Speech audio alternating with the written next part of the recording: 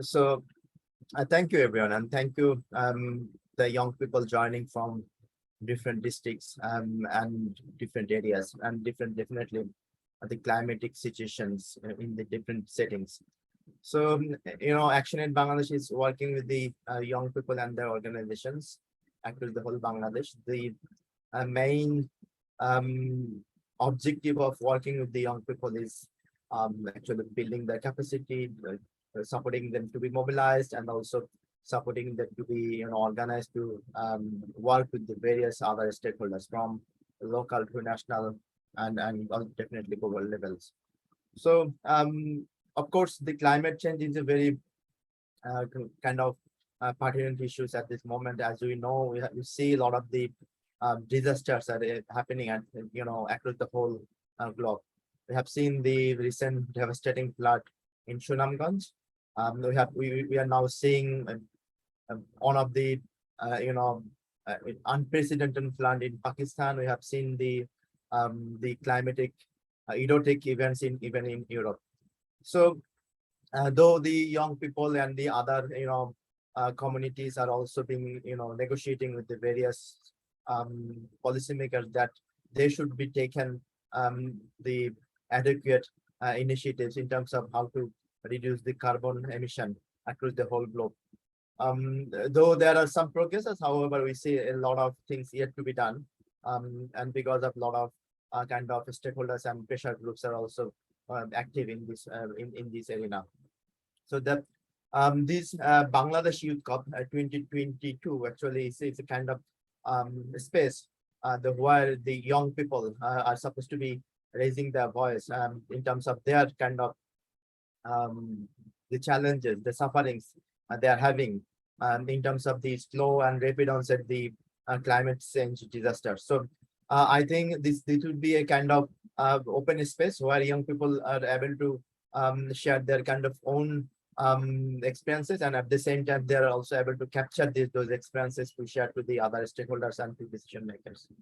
And this is a two-day event, as the host of this program already been mentioned. So today there'll be going to be a kind of breakout session, so where the young people will be giving their own opinion. At the same time, tomorrow there are another session in the evening, and then at night the closing ceremony. So we hope through these sessions the young people, at the same time the policymakers, are able to join and give their kind of own opinion and give them and also suggest the young people, so how should they take this whole climate movement forward. So I would not actually prolong my contribution here. Rather than I would say we in collaboration with the Brighter Society and ActionAid Bangladesh, we welcome you all to join in this whole session and to contribute in the various breakout groups, and also what the other spaces will come to and to contribute to, in terms of our kind of own experiences. All the time the young people, particularly from the global south, are don't able to participate in the very main spaces. We have the digital divide, we have the other kind of challenges. So these young Bangladesh Youth Cup 22, I think, create a kind of a space for the young people and the and their fellow group members to join in a COP virtually. So again, I would welcome you all and invite you to contribute in the different space. Thank you very much, Ami. Thank you, Nazmul Hassan Bhai, for sharing your valuable words. So as Nazmul Hassan Bhai said, this is our opening session, and we will be discussing on the responsibility of emitters and how to cope with the new renewable energy. And we will discuss about this, the positive and negative things, what we want from COP. But before that, let's watch a video on responsibility of emitters and the renewable energy. How can we cope with this? So I would like to request the technical host to kindly play the video so that everyone can have a basic knowledge on what we are going to discuss today. Over to you, technical team, kindly play the video.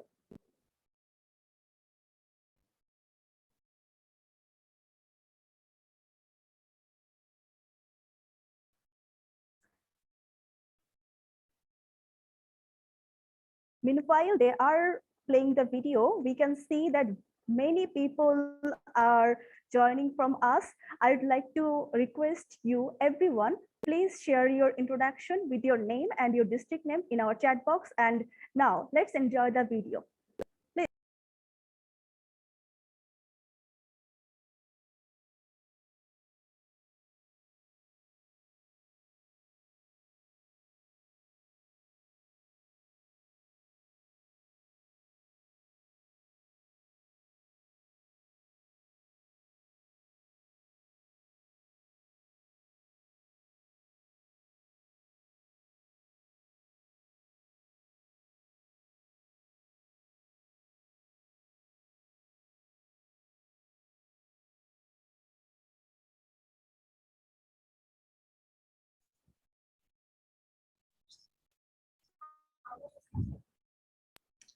Okay, maybe we are having trouble to hear the video. I would like to request the technical host to uh, restart the video with sound, please. And also, we would like to please restart the video with sound.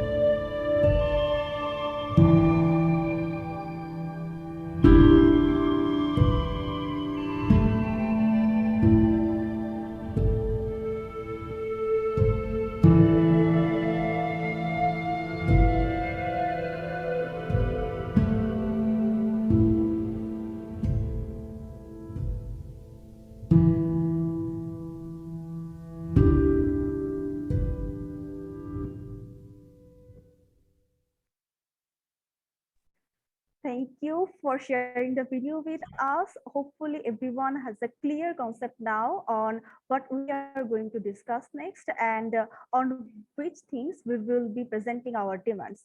So now, after just 4 to 5 minutes, we will be joining breakout rooms. We will have 4 breakout rooms, and in there we will discuss about the demands we are going to set for COP27 and about the problems we are facing in Bangladesh and other global South and global North countries. So now I would like to request the technical host to share the slide presentation so that we can know what will we discuss in the breakout room and what is the time slot for that. Kindly share the slide presentation, please. Full screen, Corinne. Thank you. So we know that the topic of our this session today is the responsibility of emitters and coping with renewable energy. We are going to the next slide. We are going to the next slide, and we have some ground rules here. As you know, we have been sometimes and we have been just adopted to a new normal situation with the Zoom virtual webinars. So we have some ground rules here to be on time, to just, if possible, keep your camera on so that we can know each other, we can see each other. And please don't judge anybody here because we are not from the same backgrounds or we are not sharing the same facilities. So please, and we would be gentle to one another, and we will especially keep ourselves mute, keep our microphones mute unless we are sharing something important. So yeah, that's the ground rules. So now we are going to the next slide. Next slide, please.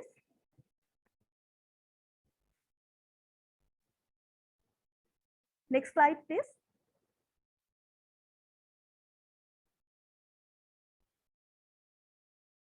Next slide, please. Next slide, please.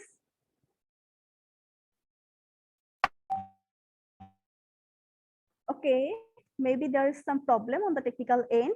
So firstly, we are organizing this Bangladesh Youth Corp on behalf of Brighter Society of Bangladesh and with the support of ActionAid Bangladesh. So Brighter Society of Bangladesh is a youth-led non-profit organization, and Brighter Society of Bangladesh empowers, encourages, and supports youth through proficient leadership and genuine education to take the initiative in the fight for their future. And in this time, recently, we are focusing mostly on the climate crisis as this is the prime concern for us now. Next slide, please. Now, in this Bangladesh Youth COP, we all know that COP stands for Conference of the Parties. Bangladesh Youth COP is a pre-COP conference of COP27. You know that there are several pre-COP conferences locally or globally held every year. So it is one of them, which is being organized by Better Society of Bangladesh and with the support of ActionAid Bangladesh. Next slide, please. Okay, so in this Bangladesh Youth COP, we are expecting to achieve some crucial points. The main expectation from this program is to make the standing points clearer from the youth, that their voices can be heard. And by this COP, we will try to make a clear and specific demand set that will be presented on the COP27 through our youth leaders who will be joining the COP if possible, and the experts and the policymakers if they are interested to share our voices. We will be catching up with that later when we will be hearing from our speakers. Next slide, please.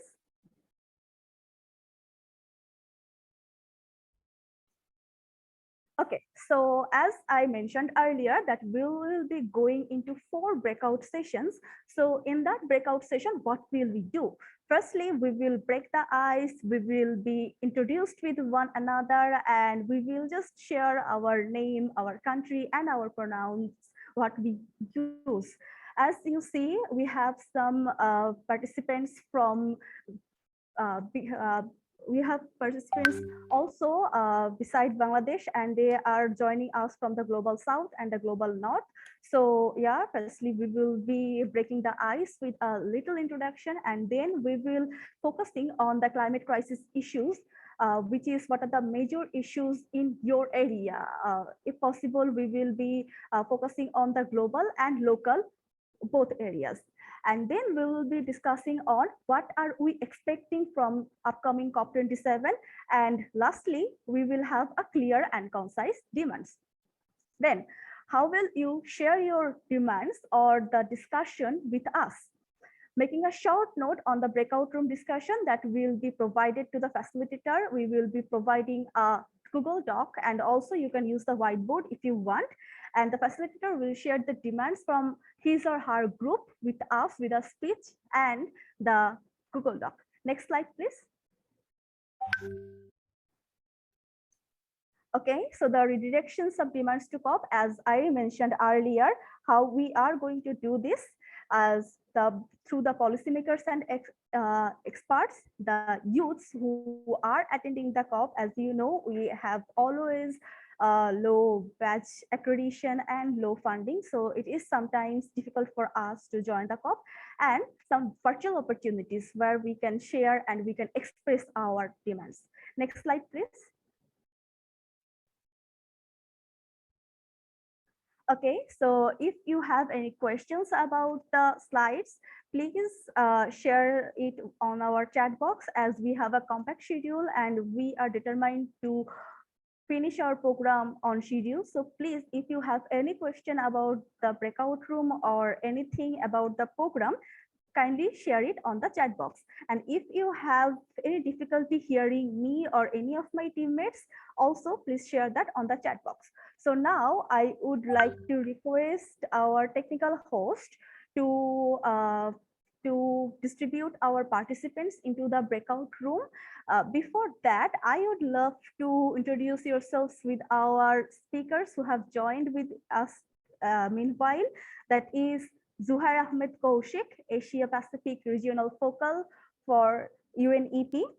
Razina Karab, she is joining us from outside Bangladesh. And hello, Razina. And also we have Aishka, who is also an gender equality activist, and she works for climate crisis. So hello everyone, and sorry because we haven't been able to introduce you earlier. So now we are going into the breakout rooms, and the breakout room 1 will be facilitated by Aishka, and later she will be sharing her findings and her discussions with us. Breakout room 2 will be facilitated by Alif, and later he will be sharing their discussion and his speech and his expectations with us. And after that, the third breakout room will be facilitated by Breaker Up, and the fourth breakout room will be facilitated by Shirsha Sarkar.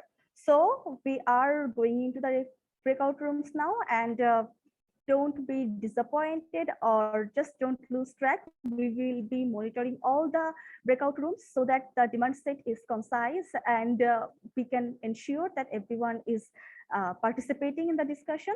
So please join the breakout room, and we will meet you just some minutes later. The breakout room will have 30 minutes, and after that we will hear from our facilitators how they have discussed in their breakout rooms. Thank you. I am now being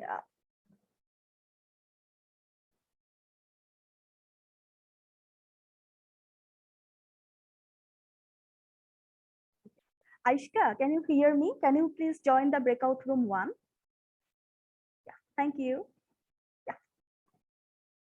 Okay, then Alif, I hope you have joined the breakout room 2. Technical team, please respond if Alif has joined breakout room 2.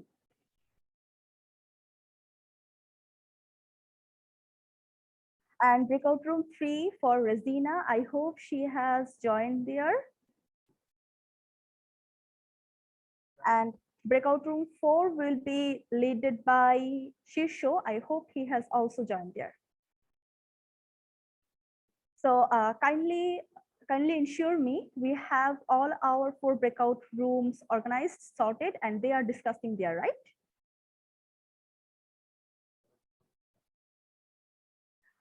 Okay.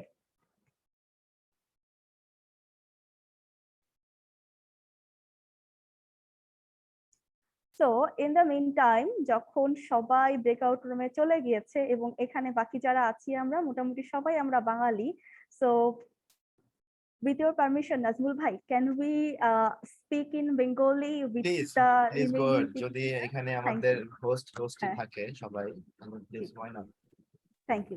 Thank you Nazmul ভাই। So আমি দেখতে পাচ্ছি এখানে অনেকে জানিয়েছেন যে তারা সবাই হচ্ছে গিয়ে কোন কোন জায়গা থেকে জয়েন করেছেন এবং তারা ঠিক এতটা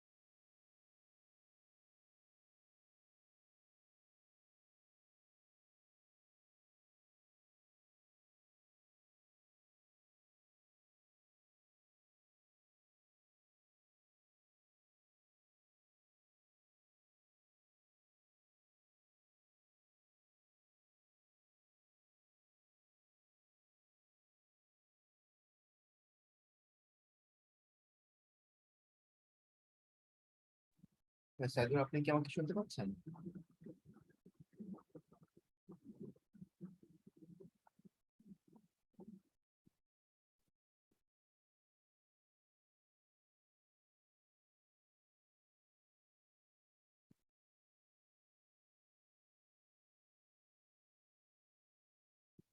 টেকনিক্যাল থিম কি শোনা যাচ্ছে? অমিউটেড বাই, ওকে, এবার অন মিউট।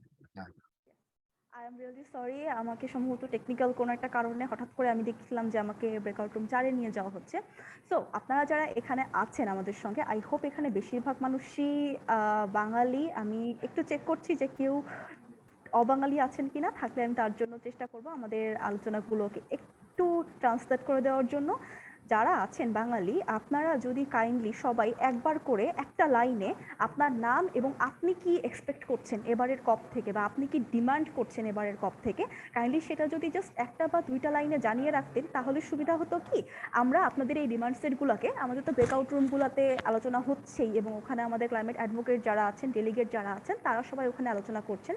সো ওনারা তো আলোচনা করে একটা ডিমান্ড সেট বানাবেনই, কিন্তু আপনারা যারা হয়তো বা রেজিস্ট্রেশন পরে করেছেন বা আপনারা হয়তো বা ওখানে যাননি, আপনাদের সঙ্গে যাতে করে আমাদের একটা কানেকশন থাকে এবং আপনারা যাতে করে এই প্রোগ্রামের যে মূল উদ্দেশ্য সেখান থেকে বিচ্ছিন্ন হয়ে না যান, দ্যাটস ওয়াই প্লিজ আপনারা, if you don't mind and if you have the capacity, please আপনাদের নাম, আপনাদের মেইল অ্যাড্রেসটা এবং আপনাদের যদি COP27-এর জন্য কোনো ডিমান্ড থাকে বা যদি কোনো অপিনিয়ন থাকে বা যদি কোনো এক্সপেকটেশন থাকে, কাইন্ডলি 1 বা 2 লাইনে আমাদেরকে একটু জানান।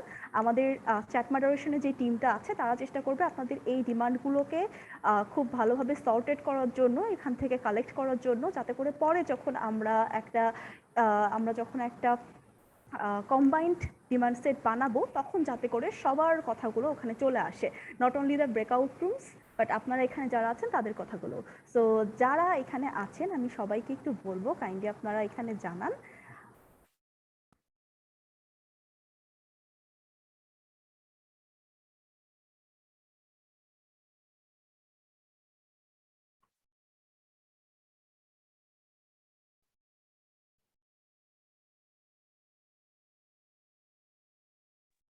ইভেন আমি জাস্ট আপনার সঙ্গে একটু প্রপোজ করতে চাই, যদি কেউ যদি হ্যান্ড রেজ করে ছোট ছোট তাদের অপিনিয়নটা দিতে চান এখানে, প্রবাবলি সেটাও স্পেস থাকতে পারে, তাই না? ইয়েস শিওর ভাই, যদি কেউ চান আপনারা আনমিউট করে কথা বলবেন যে আপনার ডিমান্ডটা আসলে কি বা আপনার এলাকার কোনো সমস্যা নিয়ে আপনি সেটাও বলতে পারেন। যেমন আজকে আমাদের সঙ্গে একজন, তার যুক্ত হওয়ার কথা ছিল কিন্তু সে যুক্ত হতে পারছে না, তার এলাকাতে খুব হেভি একটা রেইনফল হচ্ছে এবং তার এই সমস্যাটা তার এলাকাতে এখন হওয়ার কথা না, অর্থাৎ রেইনফলটা এখন হওয়ার কথা না কিন্তু এখন হচ্ছে। তো এই যে দিস টাইপ অফ প্রবলেমস যেগুলোর জন্য আমাদের ডে টু ডে লাইফ অনেক বেশি করে এফেক্টেড হচ্ছে, আপনারা যদি কেউ এই ধরনের কোনো এক্সপেরিয়েন্স বা এই ধরনের কোনো প্রবলেম শেয়ার করতে চান আপনারা সেটা করতে পারেন। আমি দেখতে পাচ্ছি জাবের হোসাইন ভাইয়া হাত তুলেছেন। ভাইয়া কাইন্ডলি আনমিউট করে আপনি বলবেন, আমি আপনাকে জি। জি, আসসালামু আলাইকুম। আজকের এই অনুষ্ঠানে আমাকে কথা বলার সুযোগ তৈরি করে দেওয়ার জন্য আপনাকে ধন্যবাদ জানাই আপু। আমার জেলা হচ্ছে সাতক্ষীরা। সাতক্ষীরার বিশেষ করে আশাশুনি, কালীগঞ্জ এবং শ্যামনগর, সাতক্ষীরা রিমোট এরিয়া বলা হয়। আপনারা জানেন যে উপকূলবর্তী এলাকা সাতক্ষীরা, এখানে অনেক সমস্যা আছে। বিশেষ করে বর্ষাকাল আসলেই আপনারা পত্রপত্রিকার মাধ্যমে কিন্তু একটা বিষয় দেখতে পান, সেটা হচ্ছে যে এই উপকূলবর্তী অঞ্চলে যে মানুষ আছে, আসলে বর্ষাকালের সময় যখন বর্ষা বেশি হয় তখন কিন্তু একটা বাঁধ ভাঙার আতঙ্কে থাকে সবাই। অনেকে নিঃস্ব হয়েও যায়, গেছে এ যাবৎ কাল পর্যন্ত। কিন্তু আসলে প্রত্যেক বছর এই যে বাঁধ ভাঙার বিষয়টা আমরা দেখে আসছি, কিন্তু আসলে স্থায়ী কোনো সমাধান নেওয়া হয় না আদৌ। কিন্তু আসলে এ ব্যাপারে যদি আপনাদের ঊর্ধ্বতন কর্তৃপক্ষের কাছে আপনাদের মাধ্যমে এই বিষয়টা আমরা জানাতে পারি, তাহলে মনে হয় যদি স্থায়ী একটা পদক্ষেপ নেয় সেক্ষেত্রে ভালো হয় আর কি। ধন্যবাদ আমাকে কথা বলার সুযোগ তৈরি করে দেওয়ার জন্য। আসসালামু আলাইকুম। ওয়ালাইকুম আসসালাম, অনেক ধন্যবাদ জাবির হোসাইন ভাইয়া, আপনি এই ইস্যুটা রেজ করলেন। আমি নোট নিয়ে রেখেছি এবং আমাদের সঙ্গে একদম শেষে আজকে আমাদের গেস্ট অফ অনার হিসেবে যুক্ত হবেন আমাদের জিয়াউল হাসান স্যার। স্যার আগে ছিলেন ministry of environment, forest and climate চেঞ্জে। তো স্যার এই জিনিসগুলো নিয়ে অনেক বেশি আন্তরিক। আই হোপ আমরা স্যারের কাছে যদি এই মেসেজগুলোকে প্রোভাইড করতে পারি, স্যার হয়তো এই জিনিসটা নিয়ে আরো বেশি অ্যাওয়ার হবেন। এবং একই সঙ্গে আমাদের সঙ্গে মনিরুজ্জামান স্যার যুক্ত হবেন, অ্যাডিশনাল সেক্রেটারি আমাদের হচ্ছে গিয়ে পরিবেশ এবং বন মন্ত্রণালয়ের। স্যারের কাছেও যখন আমরা এই ইস্যুগুলোকে রেজ করবো, আমরা গত প্রোগ্রামগুলোতেও দেখেছি যখনই আমরা আমাদের মিনিস্ট্রির কাছে বা এই মানুষগুলোর কাছে ইস্যুগুলোকে রেজ করি, তারা একটা সলিউশনের কথা বা সামনে তারা কোন ব্যাপার কাজটা করতে যাচ্ছে এটা নিয়ে সেটা তারা জানান। তো হোপফুলি আমরা এই ইস্যুগুলো তাদের কাছে রেজ করলে আমরা সামনে কোনো একটা সলিউশন পাবো। অনেক ধন্যবাদ ভাই ইস্যুটা রেজ করার জন্য।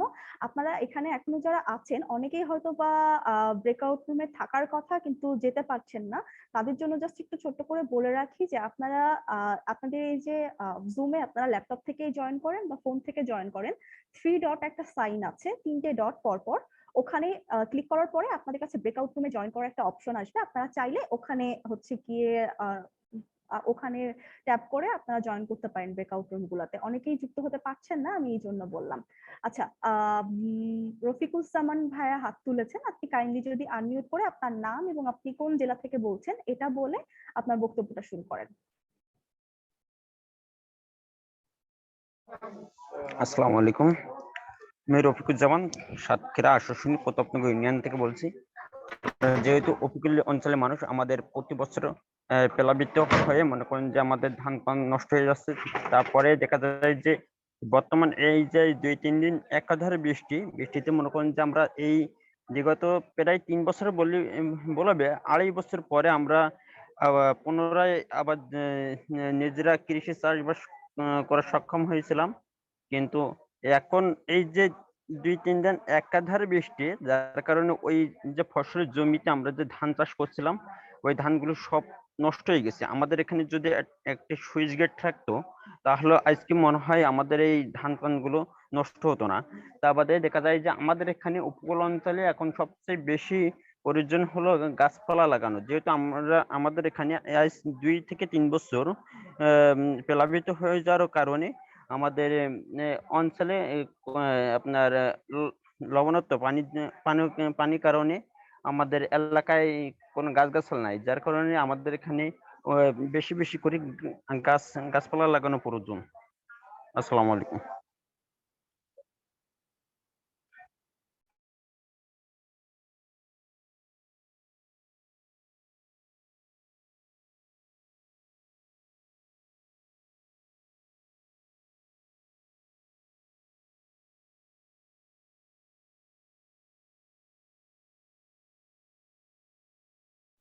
আমি আন্তরিকভাবে দুঃখিত, আমার এখানে জাস্ট একটা কল এসেছিল আইনুল স্যারের কাছ থেকে, আমি এই জন্য একটু কিছুক্ষণ কয়েক সেকেন্ড অফ ছিলাম। রফিকুজ্জামান ভাইয়া বলেছেন আমাদের যে বৃষ্টি এবং কপ প্রোডাকশনের উপরে যে একটা খুব বাজে ইফেক্ট পড়ে এই অসময়ের বৃষ্টির জন্য, এটা নিয়ে I have taken the note. এবার আসছি আবু তালেব ভাইয়ের কাছে। ভাই কাইন্ডলি যদি আপনি আনমিউট করে আপনার বক্তব্যটা বলুন, এবং অবশ্যই বলার আগে আপনার নাম এবং আপনি কোন জেলা থেকে বলছেন এটা কাইন্ডলি একটু বলুন। আসসালামু আলাইকুম, আশা করি সবাই ভালো আছেন। আমি আবু তালিব সাতক্ষীরা জেলা আশাশুনি থেকে বলছি। আসলে আমরা সাতক্ষীরা জেলার প্রায় অধিকাংশ আশাশুনি এবং যে শিরুলিয়া বা এই সাইডে হচ্ছে আপনার প্রতাপনগর, আমাদের আনুলিয়া, হাজরা, বড়দার এই অঞ্চলগুলো প্রতি বছর নদী ভাঙনের কবলে পড়ে। আর একটি মাত্রই কারণ হচ্ছে যে এইগুলার এর দুই সাইডে দুইটা নদী, মাঝখানে আমাদের একটা স্থলভূমি, সেটা হচ্ছে ফুলঘটা এবং কপোতাক্ষ নদী। এই নদীগুলার দুই সাইড দিয়ে আপনার একাধিক ইটের ভাটা গড়ে উঠছে, যেগুলোর মাটি সম্পূর্ণ এই নদী থেকে সংগ্রহ করা হয়, এবং এইগুলা নদীর কোনো টেকসই বেড়িবাঁধ নাই, যার কারণে প্রতি বছর ওখানে যেহেতু গভীর আপনার বেড়িবাঁধের সাইড দিয়ে মাটি কাটা হয়, এবং বৃক্ষ না থাকার কারণে এখানে বেড়িবাঁধগুলো সেভাবে টেকসই ভাবে দাঁড়াতে পারে না, এবং আবার চেষ্টা করে সেগুলো কন্ট্রোল করতে পারি না। আর এগুলো আমরা যারা স্বেচ্ছাসেবী রয়েছি তারা যদি বাধা প্রদান করি, তাহলে আমাদেরও বিভিন্ন হুমকির মধ্যে পড়তে হয়, এবং বন বিভাগ সহ যারা পরিবেশ অধিদপ্তর যেগুলো রয়েছে তারা বিভিন্ন মাধ্যম অনুযায়ী বাংলাদেশের যে করাপশন সিস্টেম রয়েছে তার মাধ্যমে তারা এগুলো বিভিন্নভাবে কন্ট্রোল করে এনে তারা এইভাবে কাজ করে। আমরা যদি তা বাদে হচ্ছে অতিরিক্ত নদী থেকে বালি খনন করা, এগুলো কার্যক্রমের কারণে আজকে আমরা আশাশুনি এবং প্রতাপনগর, আনুলিয়া, খাজরা এই অঞ্চলগুলো প্রতিনিয়ত পানিতে প্লাবিত হচ্ছে। কিছুদিন আগেও আপনারা হয়তো দেখছেন যে আমাদের বড়দল ইউনিয়নের যে খাজরা, এখানেও গদাইপুর, এগুলো অঞ্চল প্লাবিত হয়েছে, যে মাঝে যে বন্যা হলো এটার করবে। আমি এই দায়িত্বের কাছে অনুরোধ করবো যে এগুলো বিষয় একটু দয়া করে আপনারা দেখবেন। ধন্যবাদ সকলকে, আসসালামু আলাইকুম। অনেক ধন্যবাদ ভাই আপনার এই পয়েন্টটা রেজ করার জন্য, এবং এটার সঙ্গে আমি জাস্ট আরেকটা পয়েন্ট একটু অ্যাড করছি। ভাইয়ের পয়েন্টটা যেহেতু আপনারা খুব ব্রিফলি শুনলেন, আমি এটাকে আবার বলছি না। আমরা চ্যাট বক্সে একটা খুব সুন্দর কমেন্ট পেয়েছি এবং খুব সুন্দর একটা ডিমান্ড পেয়েছি যে COP27-এ সম্ভবত এটা মোহাম্মদ মহসিন ভাইয়ার আরজি। ভাইয়া আমাদের যে বাংলাদেশ হুইলচেয়ার ক্রিকেট টিম আছেন সেখানে খেলে থাকেন এবং অনেক দিন ধরে ভাইয়া খেলছেন। তো ভাইয়া একটা খুব সুন্দর আর্জি জানিয়েছেন যে COP27-এর যে জায়গাটা আছে, বা ইভেন আমাদের দেশেও আমরা দেখি যে যখনই ক্লাইমেট নিয়ে বা অন্য কোনো ইস্যু নিয়ে কথা হয় বা যখন ডিসিশন মেকিং এর কথা চলে, তখন কিন্তু সবসময় আমরা ইনক্লুশনের যে কথাটা বলি, সবার অংশগ্রহণের যে কথাটা বলি, এটা ঠিক পুরোপুরি ভাবে নিশ্চিত হয় না। ভাইয়া খুব সুন্দর একটা আর্জি তুলেছেন যে এই ধরনের কনফারেন্স গুলোতে বা এই ধরনের ডিসিশন মেকিং গুলোতে যাতে করে প্রতিবন্ধী মানুষ যারা আছে তাদের কথাগুলো যাতে করে এখানে ইনভলভ হয় এবং তাদের কথাগুলো যাতে করে এই জায়গাটাতে অ্যাড হয়। আমি এই ব্যাপারে একটু যদি নাজমুল হাসান ভাইয়ের কাছে যাই, যে ভাই আপনি তো অনেকদিন ধরে ডেভেলপমেন্ট সেক্টর নিয়ে কাজ করছেন, তো আপনি যদি কাইন্ডলি একটু বলতেন যে এই যে মানে এই যে ব্যাপারটা, ইনক্লুশনের যে ব্যাপারটা ডিসিশন মেকিং এ, এই ব্যাপারটাকে আপনি কিভাবে দেখেন এবং আপনার কি মনে হয় বাংলাদেশে আসলে এই চেঞ্জটা কতটুকু আসছে আস্তে আস্তে? ধন্যবাদ Amin, putting me on the spot. সেটা হচ্ছে যে আমার কাছে মনে হয় যে এই যে দাবিগুলো ওনারা করছেন, আমি ওনাকে ব্যক্তিগতভাবে চিনি, এবং উনি দাবিটা করেছেন আসলে আমাদের যে বাস্তব যে অবস্থা সেইটার আঙ্গিক নিয়ে আসলে। আমরা চেষ্টা করছি আমাদের দেশে কিভাবে আমাদের যে পলিসি আছে, প্রোগ্রামস আছে, ইভেন ইনফ্রাস্ট্রাকচার যেগুলো আছে সেগুলো কতটুকু ইনক্লুসিভ করা যায়। কিন্তু আমরা ওনাদের কথা শুনলে কিন্তু ওই সত্যি প্রকৃত চিত্রটাই অনেক সময়, বাস্তব চিত্রটাই হয়তো উঠে আসে যে এখনো আসলে অনেক কিছু করার বাকি আছে, এবং সেটি আসলে করতে হবে। আমরা যখন ক্লাইমেট রেসপন্সিভ আপনার আমাদের অ্যাডাপ্টেশনের কথা বলি, আমরা যখন ইনফ্রাস্ট্রাকচার ডেভেলপমেন্টের কথা বলি, আমরা যখন সাইক্লোন শেল্টার নির্মাণের কথা বলি, আমরা যখন অন্যান্য ব্যবস্থাপনার কথা বলি, সেগুলো আসলে কতটুকু এখনো পার্সোনাল ডিসেবিলিটি রেসপন্সিভ, সেটা নিয়ে এখনো প্রশ্ন থেকে যায়। আমার মনে হয় সেটা নিয়ে আরো ভাববার সুযোগ আছে। আমি না বাড়াই এখানে, বরঞ্চ আমরা কথা শুনি না। ধন্যবাদ, থ্যাংক ইউ। অনেক ধন্যবাদ ভাইয়া এই সুন্দর একটা ইনসাইট দেওয়ার জন্য, এবং আমরা আশা করব ঠিক এই ধরনের প্রিসাইজ কিছু ইনসাইট এবং প্রিসাইজ কিছু ডিমান্ড আমাদের সামনে আসবে। জাকির ভাই অনেকক্ষণ ধরে হাত তুলে আছেন, ভাই আপনি যদি কাইন্ডলি একটু আনমিউট করে আপনার নাম এবং পরিচয় সহ আপনার কথাটা বলেন। আসসালামু আলাইকুম। আসসালামু আলাইকুম, শুনতে পাচ্ছেন? ওয়ালাইকুম আসসালাম। জি ভাইয়া শুনতে পাচ্ছি আমরা আপনাকে, আপনি কাইন্ডলি বলুন আপনার নাম এবং জি, আপনার আমি জেলাটা। সুনামগঞ্জ জেলার তাহিরপুর উপজেলা হতে। আমি আমার বাসা হচ্ছে একেবারেই টাঙ্গুয়ার পাশে। টাঙ্গুয়া তো অবশ্যই নাম শুনছেন, যেহেতু একটা হাওর এবং পর্যটন কেন্দ্র। তো আমি শুধু এইটুকুই জানতে চাই যে আসলে আমাদের এই পর্যটন কেন্দ্রে অনেক পর্যটক আসেন। এখানে আসলে প্রায় 2 বছর যাবত শুধু শুনি যে পরিবেশ বান্ধব সবাই এ নিয়ে খুবই উত্তেজিত ছিল এক সময়। মানে ওইখানে গাছপালা কাটতে দেওয়া হইতো না, বা পর্যটনে অনেক সময় বাধা পড়ে পর্যটকরা। কিন্তু দেখলাম আসলে এখানে শুধু চিল্লাচিল্লি হয়, ফেসবুকে ইয়ে হয়, কিন্তু বাস্তবিকভাবে কিছুই হয় না। এখানে যেমন আছে তেমনই আছে। যেমন পর্যটক আসে, এখানে বিভিন্ন ধরনের ময়লা ফেলে, এরপরে আপনার গাছ-গাছালি এগুলা তো আর এখন আগের মতো নেই আরকি। আর আমি এখান থেকে এটাই জানতে চাই আসলে আপনারা কি টাঙ্গুয়ার হাওর বা টাঙ্গুয়ার বনায়ন সংরক্ষণ বা এই ব্যাপারে যদি কিছু বলতেন বা আমরা জানতে পারতাম, এইটুকুই। অনেক ধন্যবাদ ভাই। আমার একটা প্রশ্ন ছিল আমি জাকির ভাইয়ের কাছে, সেটা হচ্ছে জি, জাকির ভাই জি। আপনি কি দেখতে চান? আমি দেখতে চাই আসলে টাঙ্গুয়ার পরিবেশটা সুন্দর, বা বনায়নটা আগে যেমন ছিল। মনে করেন আমরা ছোট থাকতে দেখতাম যে একটু যদি বাইরে যেতাম, বা যেটাকে বলে কান্দা, ওইদিকে হাঁটলে অনেক উঁচু উঁচু বন দেখা যেত, গাছগাছালি দেখা যেত, কিন্তু ইদানিং কালে এগুলা খুবই কম। বন তো একেবারেই দেখতে পাই না, নাই বললেই চলে। গাছগাছালি যাও আছে, মানুষ কাটতেছে। ওই যে এইটুকু জানতে চাই আর কি, বুঝতে চাই। তো আপনার দাবিটা কি? আপনি কার কাছে কি দাবি করতে চান যদি একটু বলতেন? সেটা পর্যটক হতে পারে, সেটা সরকার হতে পারে, বা সেটা অন্য কেউ হতে পারে। জি, আমার দাবিটা হচ্ছে এটাই যে আমরা যে বনায়নটা আগে যেমন ছিল, মানে পর্যায়ক্রমে ঠিক আগের মতো হয়ে যেত, মানুষ বন যেন না কাটতে পারে, বা ওই যে পশু পাখি আছে, ওই যে সিজনালি পাখি আসে, এগুলা যেন আর কেউ আহরণ না করতে পারে। এটাই টাঙ্গার প্রকৃত রূপটা আমি দেখতে চাই, আগের মতো দেখতে চাই, এটাই।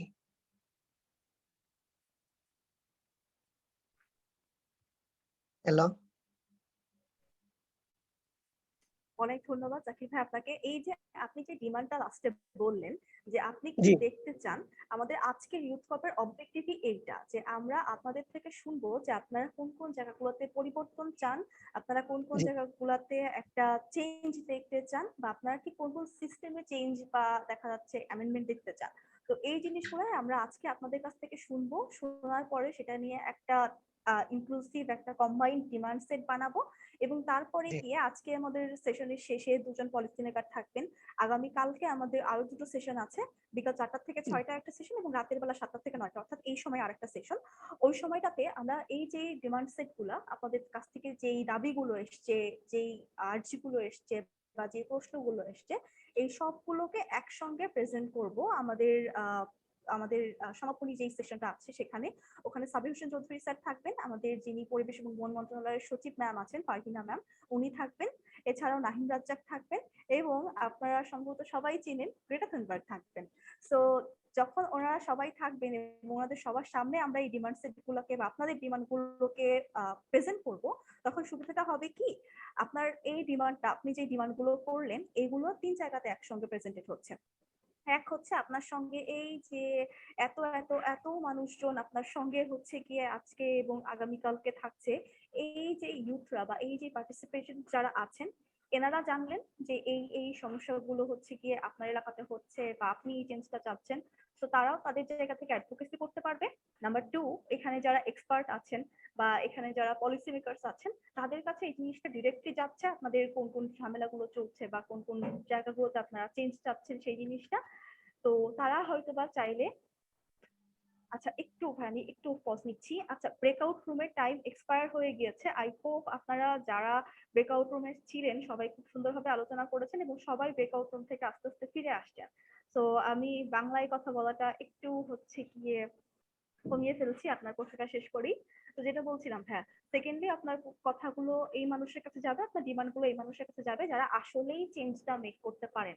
আমাদের গত 2 দিনে বেশ কয়েকটা ট্রেনিং সেশন হয়েছে এবং সামনেও যারা অ্যাডভোকেট এবং ডেলিগেট আছেন তাদেরকে নিয়ে আমাদের স্পেসিফিক কিছু ট্রেনিং সেশন হবে। সেই জায়গাগুলোতে আমরা দেখিয়েছি আসলে চেঞ্জটা আমরা আনতে পারবো কিভাবে এবং আমরা এই ডিজাইনগুলো কিভাবে করবো।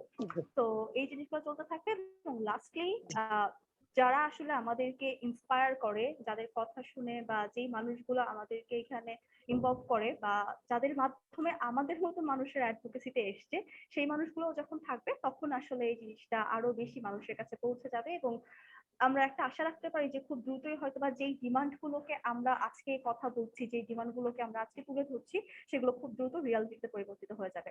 তো এখন যেহেতু অনেকেই যুক্ত হয়ে গিয়েছেন, আমাদের ব্রেকআউট রুমের সেশনটা শেষ হয়ে গেছে এবং আমরা এখন আবার সবাইকে নিয়ে সেশনে ফিরে গেছি। তো আমিও বাংলা থেকে ইংরেজিতে সুইচ করছি সো দ্যাট আমাদের এখানকার ফরেন ফ্রেন্ডস যারা আছেন ওরা যাতে করে আমাদেরকে বুঝতে পারেন। So thank you everyone for having a productive conversation on your breakout rooms. Hopefully you had a great time and a great discussion. So I will just wait for 1 minute till everyone just gets in this main session.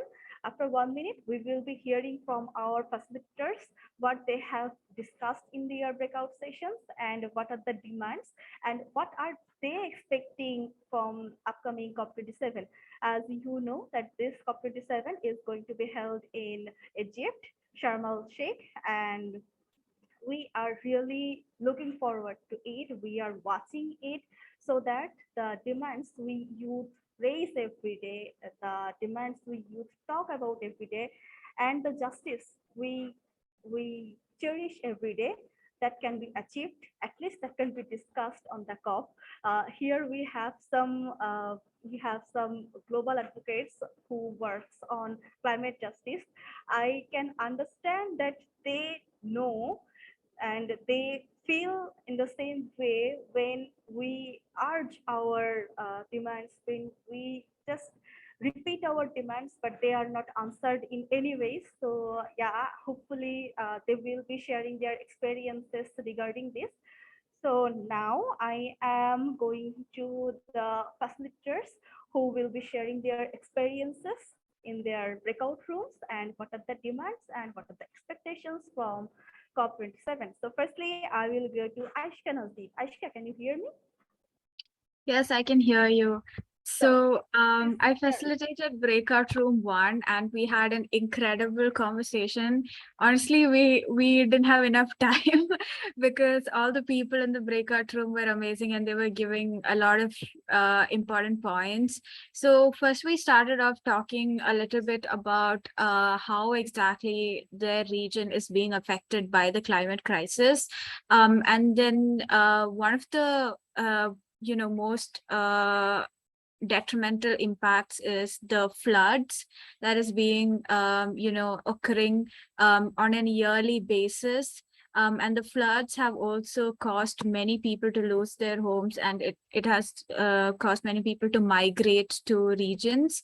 So migration of people is also one of the major challenges, and there is something called climate refugees who have become refugees due to the impacts of the climate crisis. And something that was strongly brought up is the vulnerability, the disproportionate impact of people who live in coastal areas. The coastal areas are more vulnerable to these impacts of the climate crisis, especially areas that get flooded in this region. They lose their farmlands, and the lands are often contaminated due to saline water, and they lose their capacity to bear and cultivate crops. So the cultivability of the land is lost, and that due to that, so many people struggle in making an income because farming is a major form of how they make money. And another point that was importantly brought up was how certain people, such as people with disabilities, struggle due to the impacts of climate change. And another group that is at the forefront are women, young girls, and adults adolescent girls who suffer a lot of the consequences. They also suffer with, hygiene and sanitary issues. There is rampant issues of period poverty. There is rampant issues of women and girls who are unable to go to schools because of hygiene issues and things like that. So there is also reproductive health rights issues that is being brought up. Something that was echoed as solutions as we move forward is that no one should be left behind. It is important to make our actions as inclusive and accessible as possible and consult all the people, especially people in the forefront and marginalized people. Especially in areas such as disaster risk reductions. It is important to take and involve young women and girls, involve people with disabilities, involve young youth, and so on. And another point that was brought up in our breakout room is that although Bangladesh really want to improve on their renewable energy resources and they want to shift from fossil fuel to renewable energy, there is a lack of funds. They're not able to expand their renewable energy projects because of the lack of funds. And that is one of the major demands for COP27, to allocate funds from rich global north countries to countries such as Bangladesh, so that there is resources flowing to these countries so that they can become, they can have a greener and just transition. And also capacity building of young people through transforming education systems. So education systems should integrate climate change and teach young people about the impacts of climate change and how they can become leaders of climate solutions. I won't take much time and I will stop here. So these were some of the important points that were demands that were brought up from my breakout room. Thank you, Aishka. I wish I could hear you more and for a longer time, but as we have a compact schedule today, so thank you for being precise and much clearer about the demands you guys have discussed in your breakout room. So now I am jumping to the breakout room to facilitator, Ali. Can you hear me, Ali?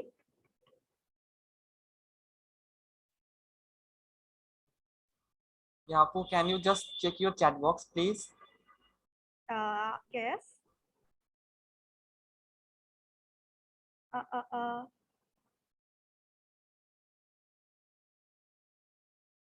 Okay, so I didn't get anything. Can you please share it again? So then I will go to Razina now. Then you can share your message again with me. So Razina, can you hear me? Hi, Razina, can you hear me? Yeah, please unmute yourself.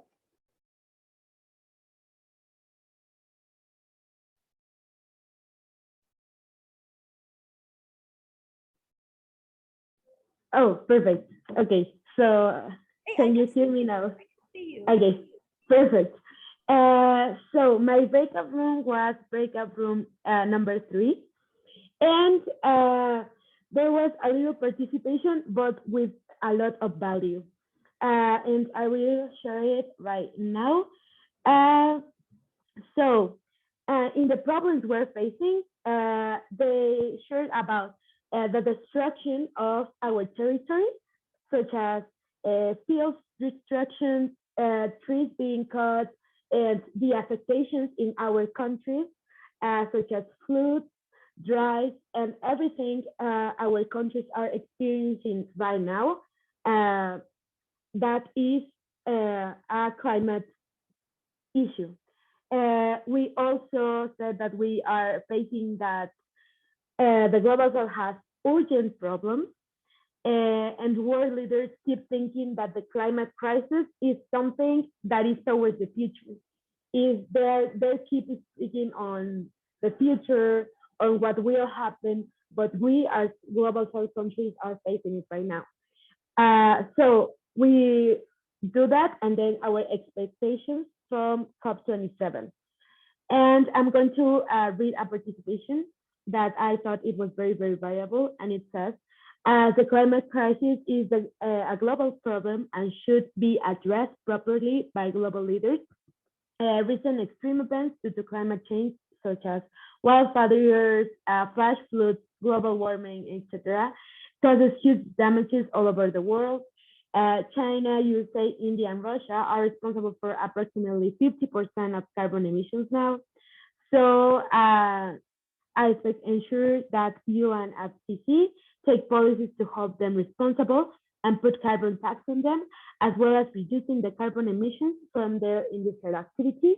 And moreover, encourage them to take them long-term policies to adopt renewable energy and reduce fossil fuel use. Also, they need funding for capacity building and develop projects in developing countries for climate refugees. Also, they take the approach to gender equality, as women and children are more vulnerable of this situation, as I just said. Also, that the world leaders should have in consideration loss and damage, and that countries in the global north should make reparations towards global south countries, and also that every action should have a gender perspective, as I said before. So more or less that was the thing we were talking about, that we are facing more or less the same problems in global south countries, me as in Mexico, and there in other countries, of course, that are very far away. But although we are far away, we're facing the same problems, and world leaders seem to be talking about the future. Also talked about the lack of transparency with this discussed, because there are very little budgets available for people in the global south, especially for activists. And also there is the problem that the hosting country is a very expensive country. So there is very little funding. So there are like problems regarding that. And I think that's everything that we talk about on my breakout room. And thank you very much for the invitation, and to the persons that share their experience on the breakout room. Thank you for your wonderful presentation. I was hearing from you, but unfortunately I couldn't see you. But now I can see you. That's okay. So if I would like to elaborate on something, that what is the situation in your country and how your country is paying the price for the climate crisis. I will also come to Aishka about this question, but can you please elaborate your answer a little bit more?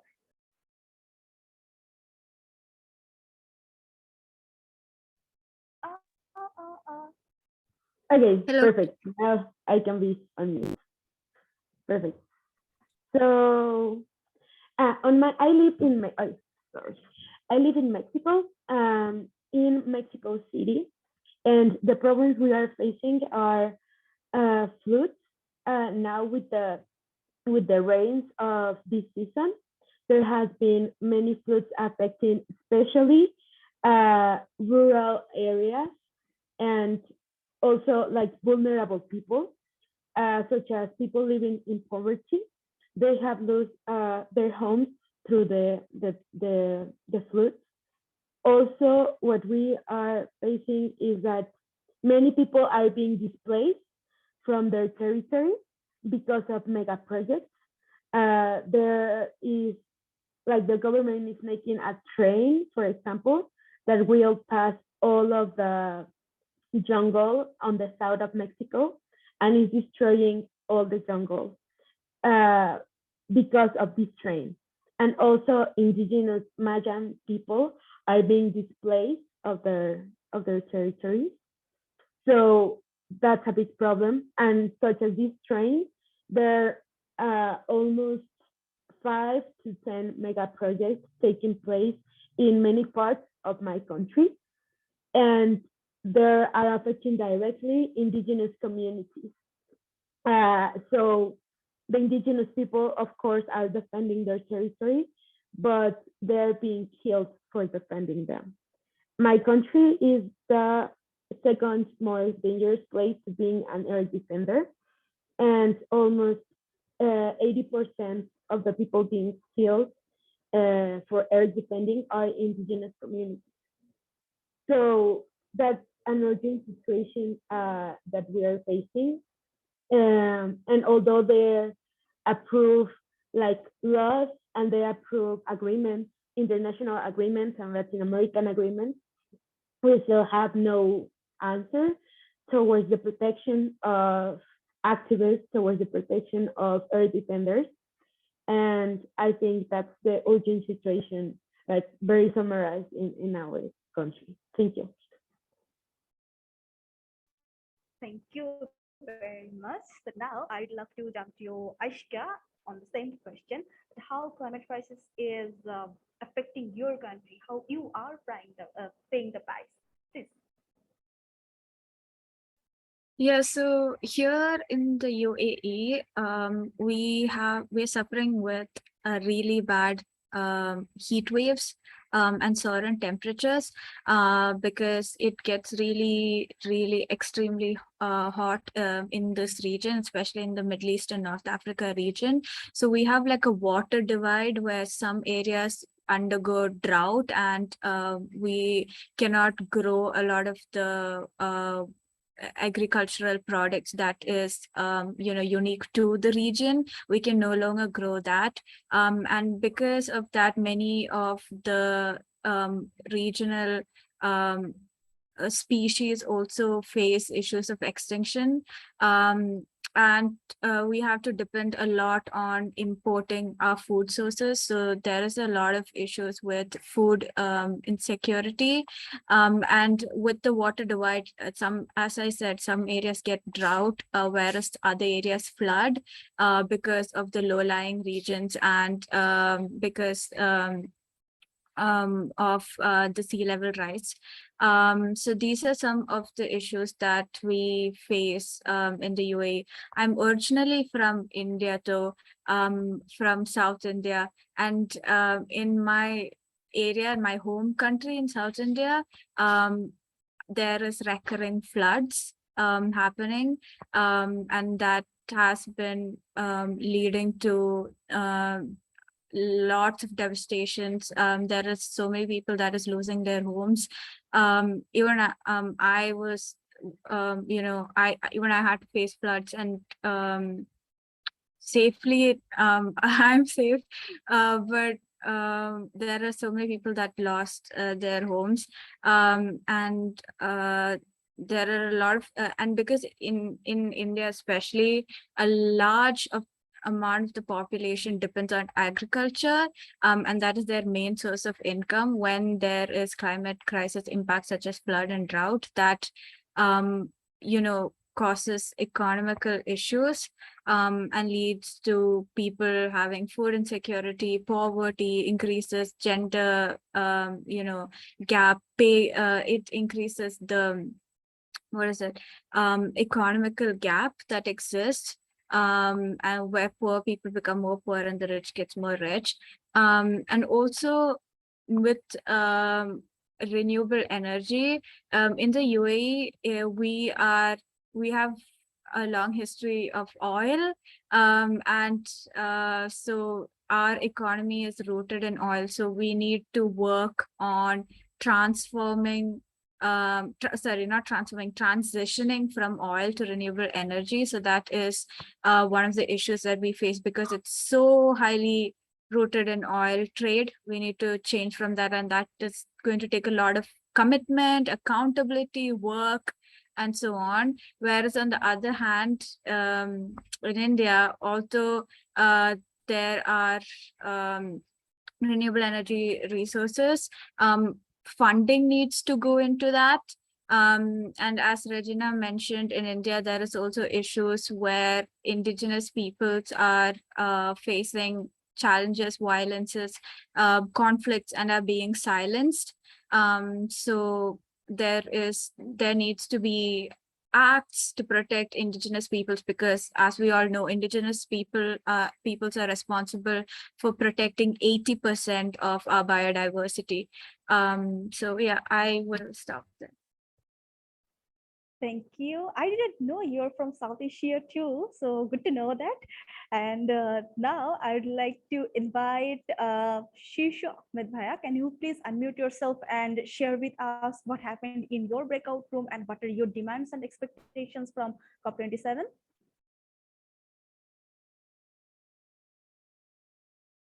Shishu Bhaiya, can you hear me?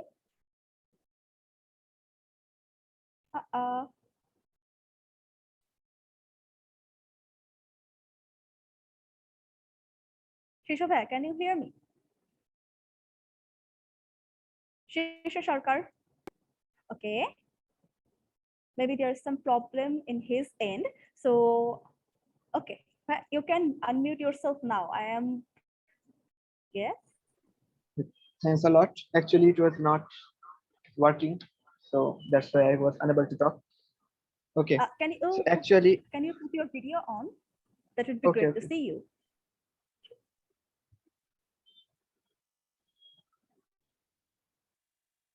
Hello there. Okay. So actually, we were talking about the climate issues which were happening in Pakistan, the Pakistani floods, the biblical proportions of the Pakistani flood. It was so much devastating, and it happened because of carbon dioxide emissions. Also, we have seen the situation of China's droughts. Because of China's droughts, the sheep of the China are unable to move on, so that they cannot now, they cannot do anything with the global economy. They are unable to transport their products or each and other things in other countries and so on. Also, we have talked about Bangladesh floods, where people are running out of their homelands, their home areas, to any other part of our country. That's why the other part of our country is densely populated day by day. We also talked about the demands of our participants who have participated in our breakout rooms. Some of them told about their demands, but because of lack of time, they all cannot share their things. So we have listened that some of them said that we should use less fuel. We should use renewable energies so that we cannot whatever, leave it. So we have also talked about renewable energies, that switching to renewable energies, it will help us to better the situation of our climate, and we can help us through this. We have talked many things more. Thanks a lot. Thank you, Shishu Bhaiya, for sharing your insights and your discussion points. So the thing is, you have discussed about a lot of things. I would say the floods of Pakistan and Bangladesh, the flash floods, I would say, and also the renewable energy transition. So now I would like to go to Arif Bhaiya and ask him to share his discussion points and what are his demands from the discussion with his team. Arif Bhaiya, can you hear me? Please. Yeah, I can hear you. First of all, thank you so much, Apu, for giving me this chance.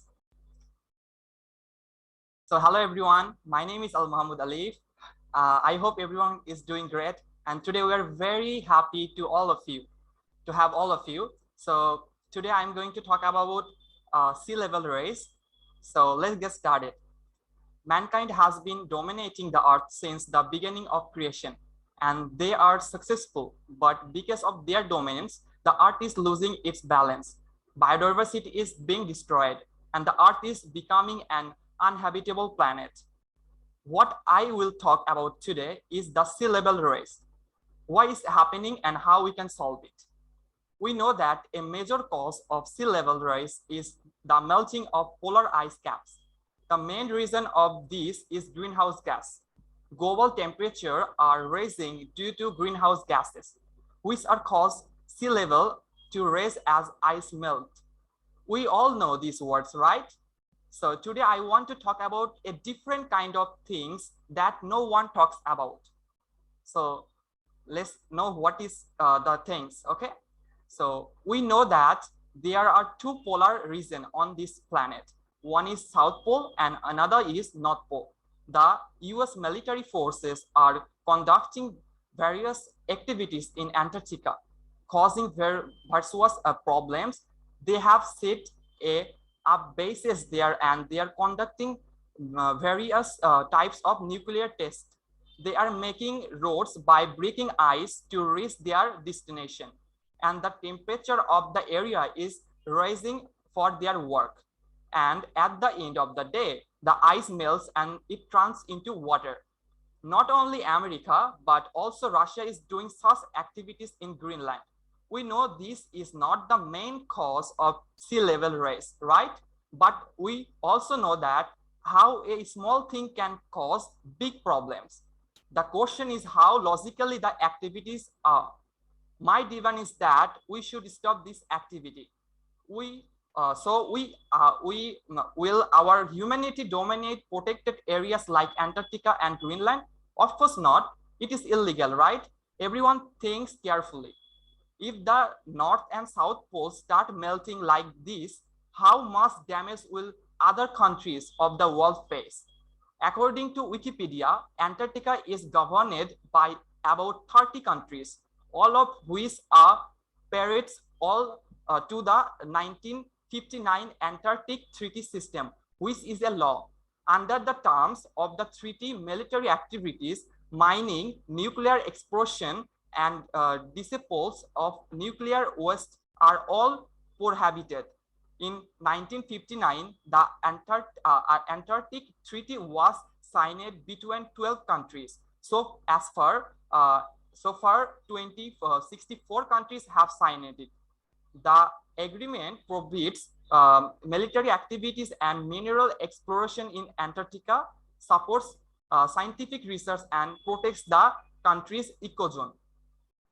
So about 70% of the world freshwater reserve in Antarctica. Russia and America nuclear research in Antarctica is adding chemicals in the water and ice making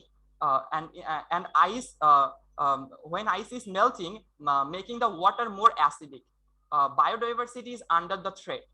Thus, if nuclear research continues, the world will soon run out of fresh water. The Nobel Prize winner United Nations Intergovernmental Panel on Climate Change, IPCC, has expressed fears that by 2050, 70% of Bangladesh's land will surrounded by the sea. As a result, at least 20 million people will become homeless. So this is our country. We have to save our country, right? So not only Bangladesh, but all other coastal countries like Bangladesh are also facing such losses and will suffer. According to the World Economic Forum, most of Jakarta will be underwater by 2050.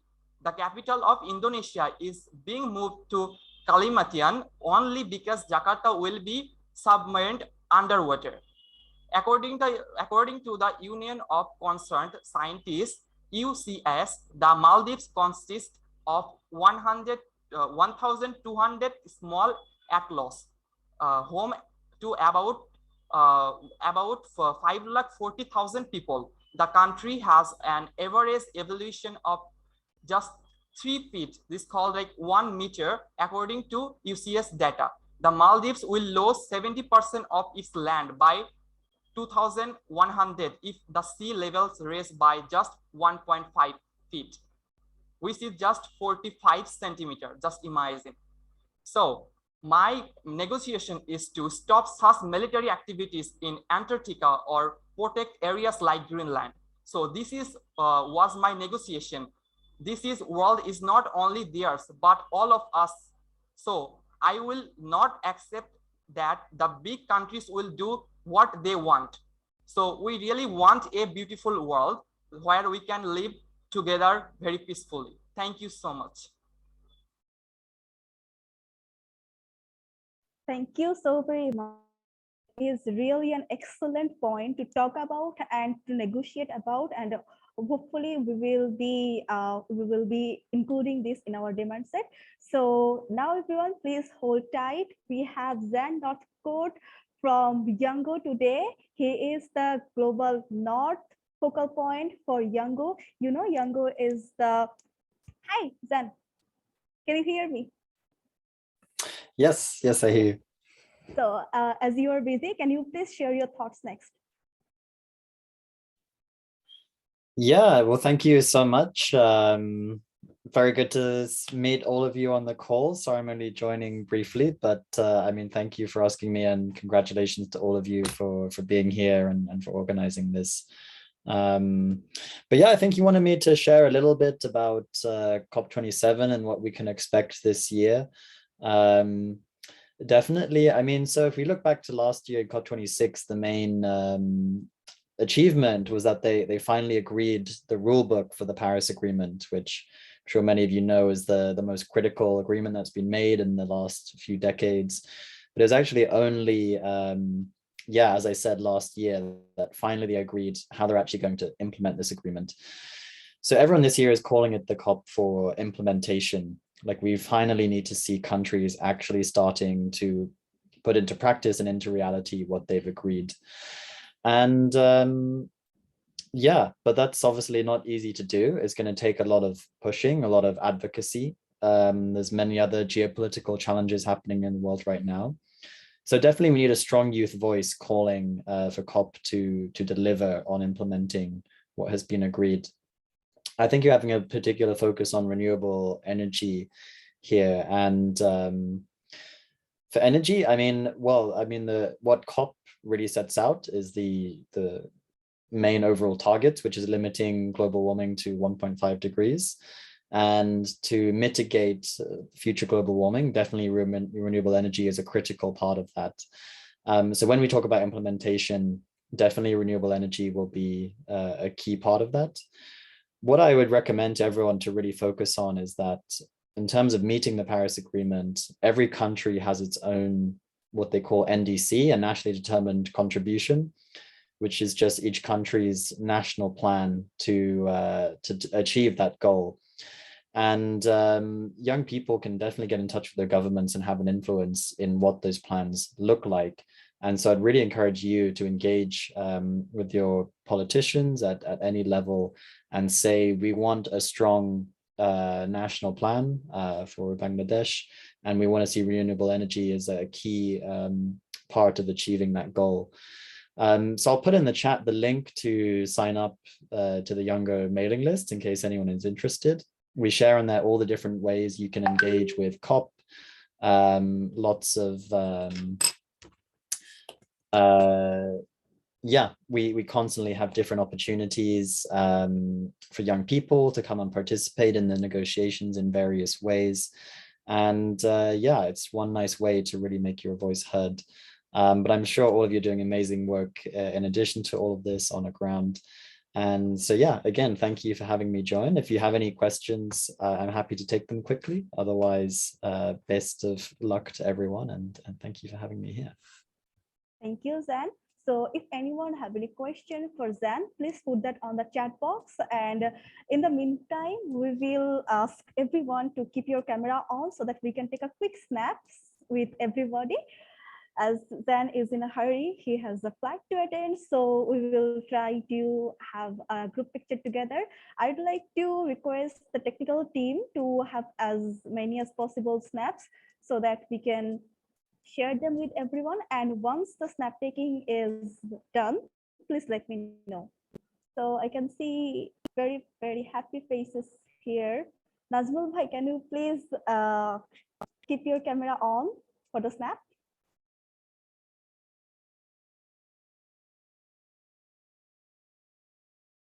Okay, so let's take the snap.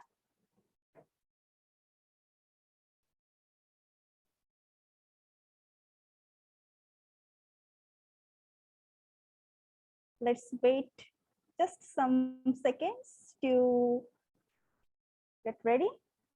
Okay, I can see many happy faces on camera. So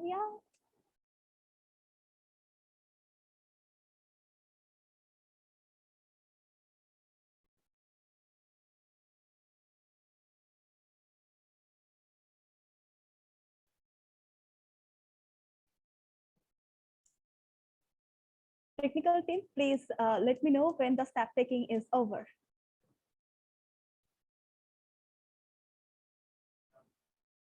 Thank you everyone for this patience and for turning your camera on, and we have taken snaps and we will share them on your mail further.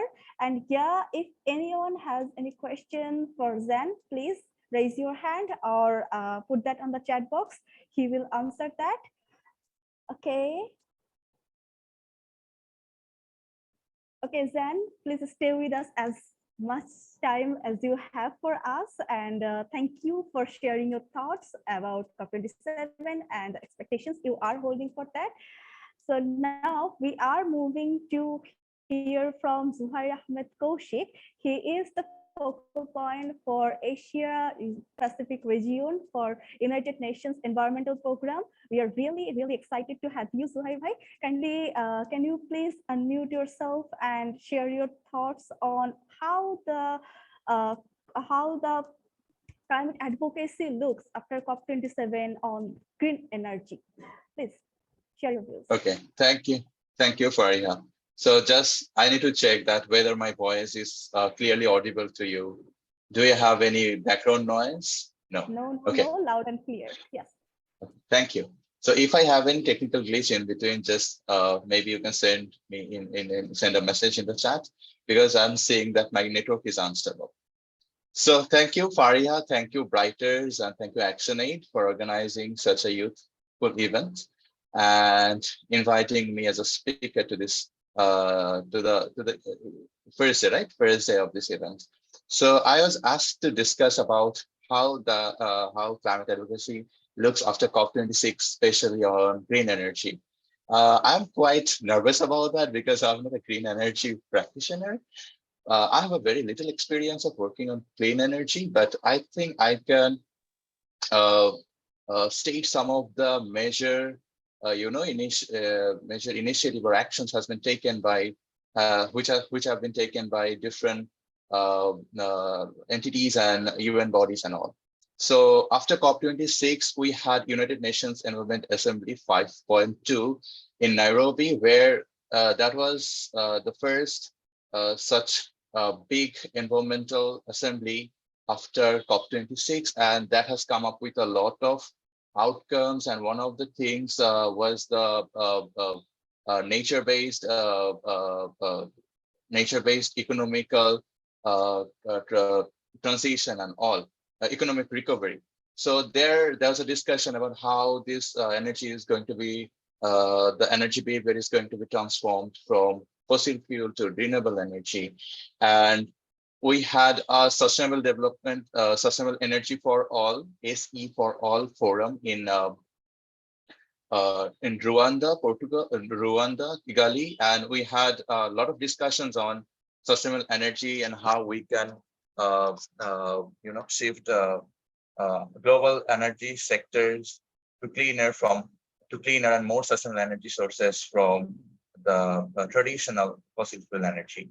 And there we have seen that a new commitment of funding of $347 million were announced, and a new space for youth was created there, and a lot of research initiatives were launched at the Sustainable Energy for All Forum, which was organized by Sustainable Energy for All initiative of UN. And we have also seen our UN Secretary General to launch a new roadmap on clean energy during the last COP. We reiterated the importance of shifting to cleaner and more and greener energy with a parallel focus on phasing out the fossil fuel like coal, gas, and oil. And also another thing is that during the last UNEO 5.2, we had a negotiation on global plastic treaty, and the resolution was adopted by that. And if you don't know that, I think a lot of people know that the plastic production requires a lot of oil, and the plastic is even a fossil fuel issue because it the production consumes a lot of gas, oil, and chemicals, which is even more harmful for the planet and our environment. And at United Nations at United Nations Ocean Conference in Portugal this year, during last July, where I was present and I had the opportunity to be a youth representative there. So we have seen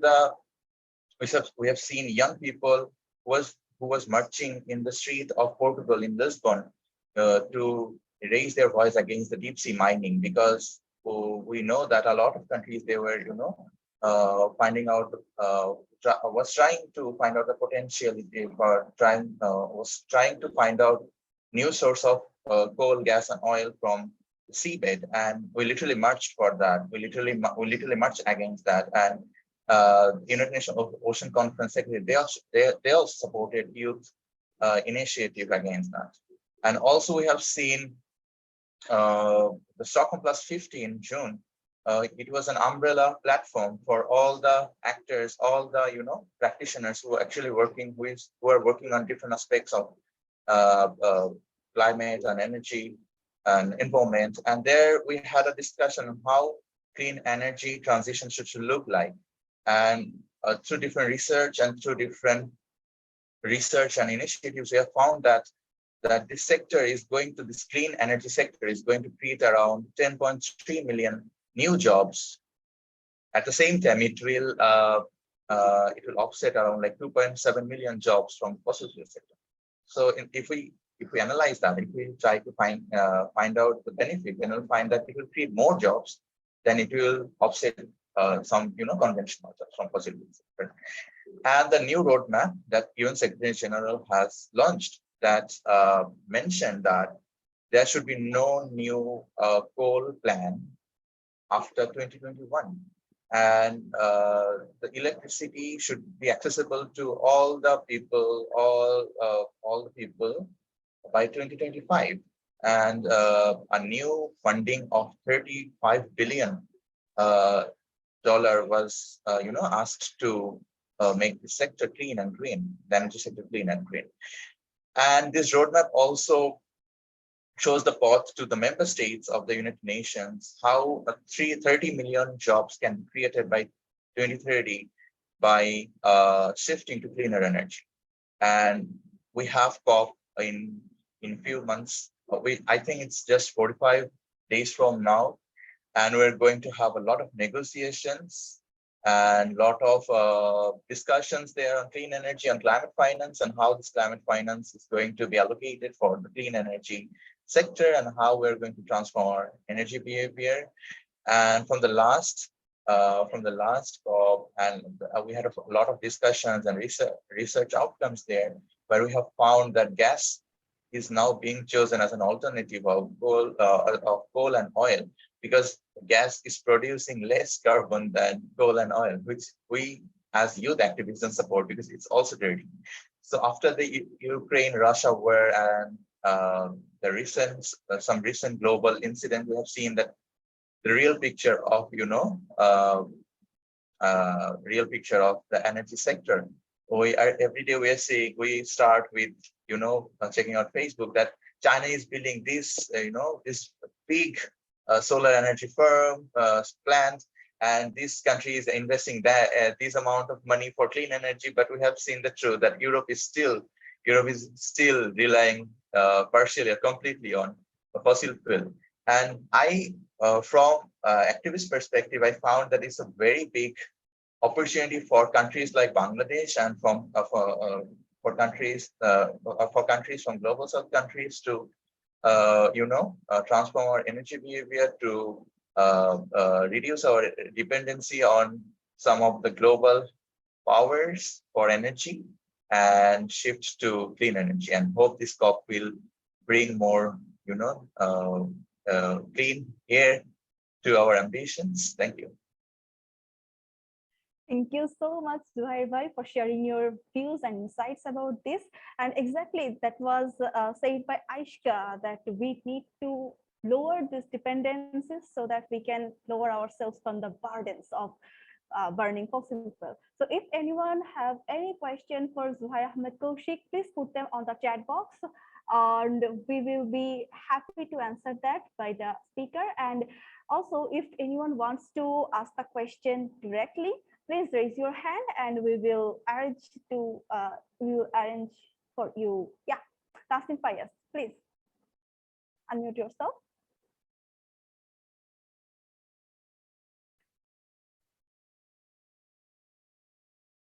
Tasin Fayaz, please unmute yourself and ask your question.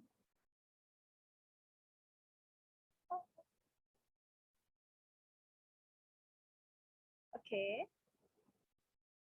No, I am allowing you. Am I audible? Yes. Am I audible? Yes.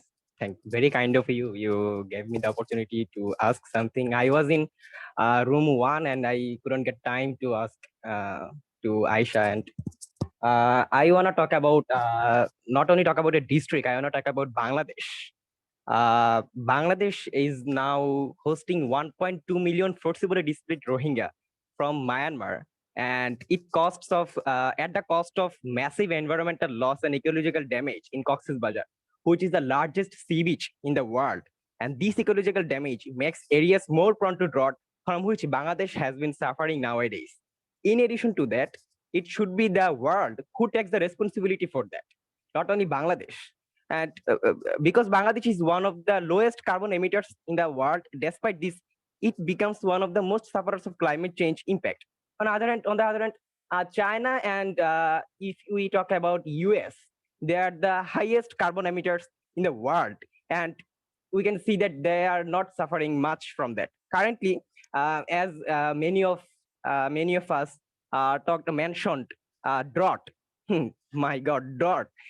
Each year, nearly 6 lakh, nearly millions of people of Bangladesh have been uprooted from their homes due to river erosion, cyclones, floods, and droughts as well. Had it not been impacted by climate change and this kind of droughts and something like that, Bangladesh's economy could have achieved 10% of its GDP growth. We are in need of a global sharing of responsibility for climate migrants. We should get invested by the world community. And yes, this was my talk. This was my thoughts of climate change in Bangladesh. Thank you. Thank you, Tasin Bhai, for sharing your thoughts. And yeah, I will go to Aishka, but first thing I would like to go to Zuhair Bhai as well about the thing that how much climate crisis is affecting us. We always talk on the basis of polythene, on the basis of pollution, on the basis of kind of somewhere we talk about the mental health too. But the food production and the indirect and direct effect on food production because of climate crisis. Sometimes these things are not really that much spoken. So would you like to bring some light on these things?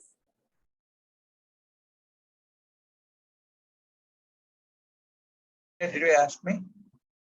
Okay, can you just maybe tell me again, because I just missed some of your words just because of my unstable connection. Yeah, sure. The thing is that many times when we activists from our side, when we talk about the climate crisis, many times we only give the responsibility, or we only give the blame to the developed countries, to the rich countries. But the thing is, in our country, sometimes we are missing out things which are kind of affecting our food production, kind of affecting our mental health, and so on. So what's your take on that? Would you like to bring some light? Yeah, I understand. I mean, whoever do advocacy from Global South, most of the time I find them, blaming Global North. It's true. I don't, deny that it's not true. It's true. But at the same time, you are responsible for, exaggerating your vulnerabilities. So if you see, if you go through the some incidents in Bangladesh, like the flood and all, we know that frequency and intensity of climate-induced disasters have increased a lot in recent few years, and it will keep increasing. But we are still developing infrastructure which are not sustainable and which are somehow colliding with the with Mother Nature. And in some of the cases, for the Great Sylhet flood, at the mid of this year, we have found that the infrastructures were to blame for that was constructed by the government were to blame for the for the flooding.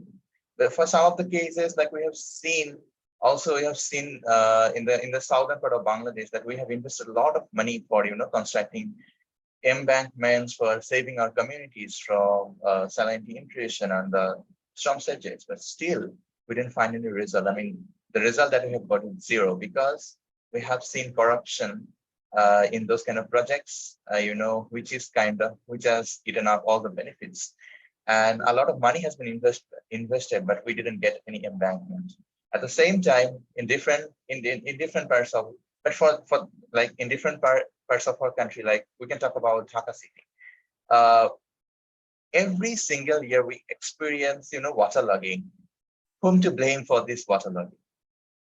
We are blaming, climate change for everything, every single incident, but we are the citizens who are responsible for that. We are literally littering a lot of plastic waste on the street, which is kind of clogging the drainage capacity and drainage system, and the water cannot pass through when it's a rainy season, and the city, many parts of the city gets clogged. So we have if we blame global north and if we give complete responsibility on that, then we have we have nothing to play, obviously, but we have a lot of things to do, to reduce our vulnerability, to construct environment-friendly infrastructure, to invest in climate education, to do a lot of things, to ban plastic. I was seeing some of the comments, how can we, ban plastic from our daily life? So I think, and most importantly, we need to give voice to our young people, because still in Bangladesh, we can see the poor participation of young people in decision-making process that we really need to change, because the policies that are being made now will affect our future, right? The future of our young people and the children. So for the sake of the betterment of young community, young people and the children, we need to make sure that the young people are engaged in policy making, and we need to democratize environmental action. Thank you, Zuhair Bhai, for your thorough insight on this topic. Sometimes we are only blaming, but yeah, sometimes we are to blame too. So as you were mentioning about the policy making and the participation of youth in policy making, because the policies are being made for us, actually for our future. So we need to be participating on this actively, and if not on making policy, we need to be present on the policy discussion at least. So for that, we were determined to design this opening session as an open place for the youth to share their demands, to share their thoughts, and to share their insights, which we have done, I think, quite well. So now we are going to hear from Ziaul Hasan sir, who is himself a policymaker and have been working with youth people, young people for a long time. Unfortunately, Ayunishat sir had joined us, but for one of his international meeting, he had left us. But in a short time, he will join us. He have informed us this. So now I'd like to go to Ziaul Hasan sir. Sir, you have listened to all these youth people, all these young people from both Bangladesh and the other countries, especially from the global north and global south. So what is your take on this, sir? Do you think that young people should be more participating more on policy discussion, and their voice should be included in policy making, as the policy is for themselves in the future? Sir, the floor is yours. Okay, thank you, Freya, so much for inviting me to participate in today's forum. So I am really happy to get introduced to the sharing of grievances you are having from across the globe. This is very much enthusiastic, because you have the courage, you have the vitality, and you have the also the very much obvious right to express your concerns. And I think that through this interactive discussion, I came to know the grievances, the grassroots levels scenario or situation we need to take into account when we go for formulation of policy, because this is our common interest to address the adverse impacts of climate change. And your position and my position is same, because until and unless we can change the scenario. Can you hear me, Arya? Yes, sir, I can hear you loud and clear.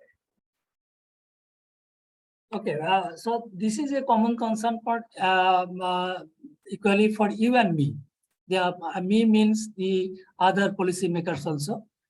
So when I was serving in the Ministry of Environment, Forest and Climate Change, I cherish to encourage you to include you in some of our activities, because after formation of Climate Vulnerable Forum, we talked that our members of the youth community should be engaged in the process so that they can be a bridge between the sufferers at the grassroots levels and also the policy makers.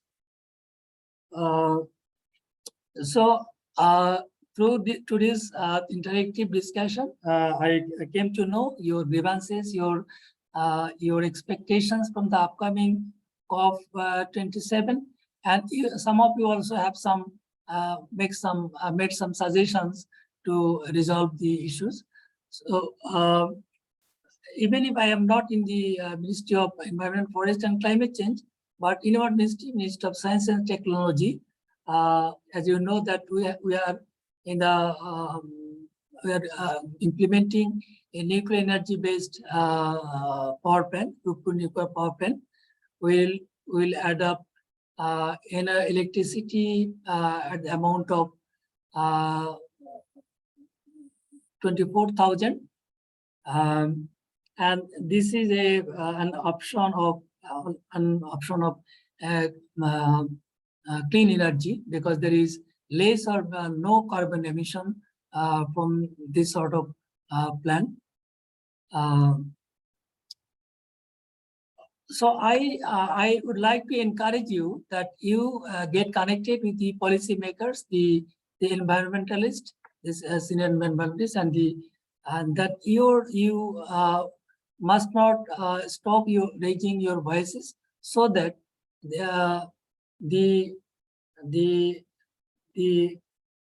policymakers at the hands of the government, they remain in a binding situation to fulfill your demands. Okay. So, and I am happy. I thank you very much for arranging this event with the participation of members of the youth community from across the globe. I joined this session some 30 to 40 minutes back, and I came to the grievances or the sufferings being experienced by different regions or countries, and I am also personally enlightened, because some of the information had I not joined this session, I would not have got that sort of information. So I am quite happy to be with you. I again would like to encourage you to be connected with me and other policymakers. And as seniors to you, I will I can assure you of the best sort of cooperation possible on my part. So have a nice day. Blessings for you. And let us work hand in hand to modify or change the adverse scenario that that is being impacted due to emission of carbon emission, and we would like to urge upon the high carbon emitting countries that they should be more accountable and responsible in mitigating the in taking mitigation measures, and also help the developing countries so that they can take initiatives to implement projects to compensate the migrated people from flood situation, and also they should help us with finance and technology so that we can be able to join the fight against combating the adverse impacts due to climate change. Thank you very much. I would like to stop here. Faria, thank you all.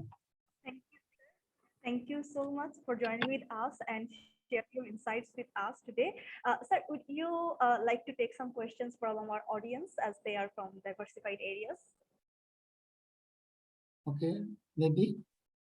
So if anyone in the audience have any question or anything to any thoughts to share with sir, please raise your hand. Okay. MD Imun Shahriar has raised his hand. Kindly unmute yourself and share your question. You can also ask in Bengali. Please, I am asking you to unmute. Kindly unmute yourself and ask your question. You can also ask in Bengali. Assalamu alaikum. Ji walaikum assalam. Kindly unmute yourself. আমাদের বাসা সাতক্ষীরা জেলার শ্যামনগর থানা, বুঝছেন? এখানে মানে বেড়িবাঁধটা সঠিক না, মানে বেড়িবাঁধটা বারবার ভেঙে যায়, কিন্তু সঠিকভাবে বেড়িবাঁধটা মানে তৈরি হচ্ছে না। এটা জন্য তো সরকার দায়ী, এজন্য আমাদের করণীয় কি? সেই জন্যই বলা হয়েছে যে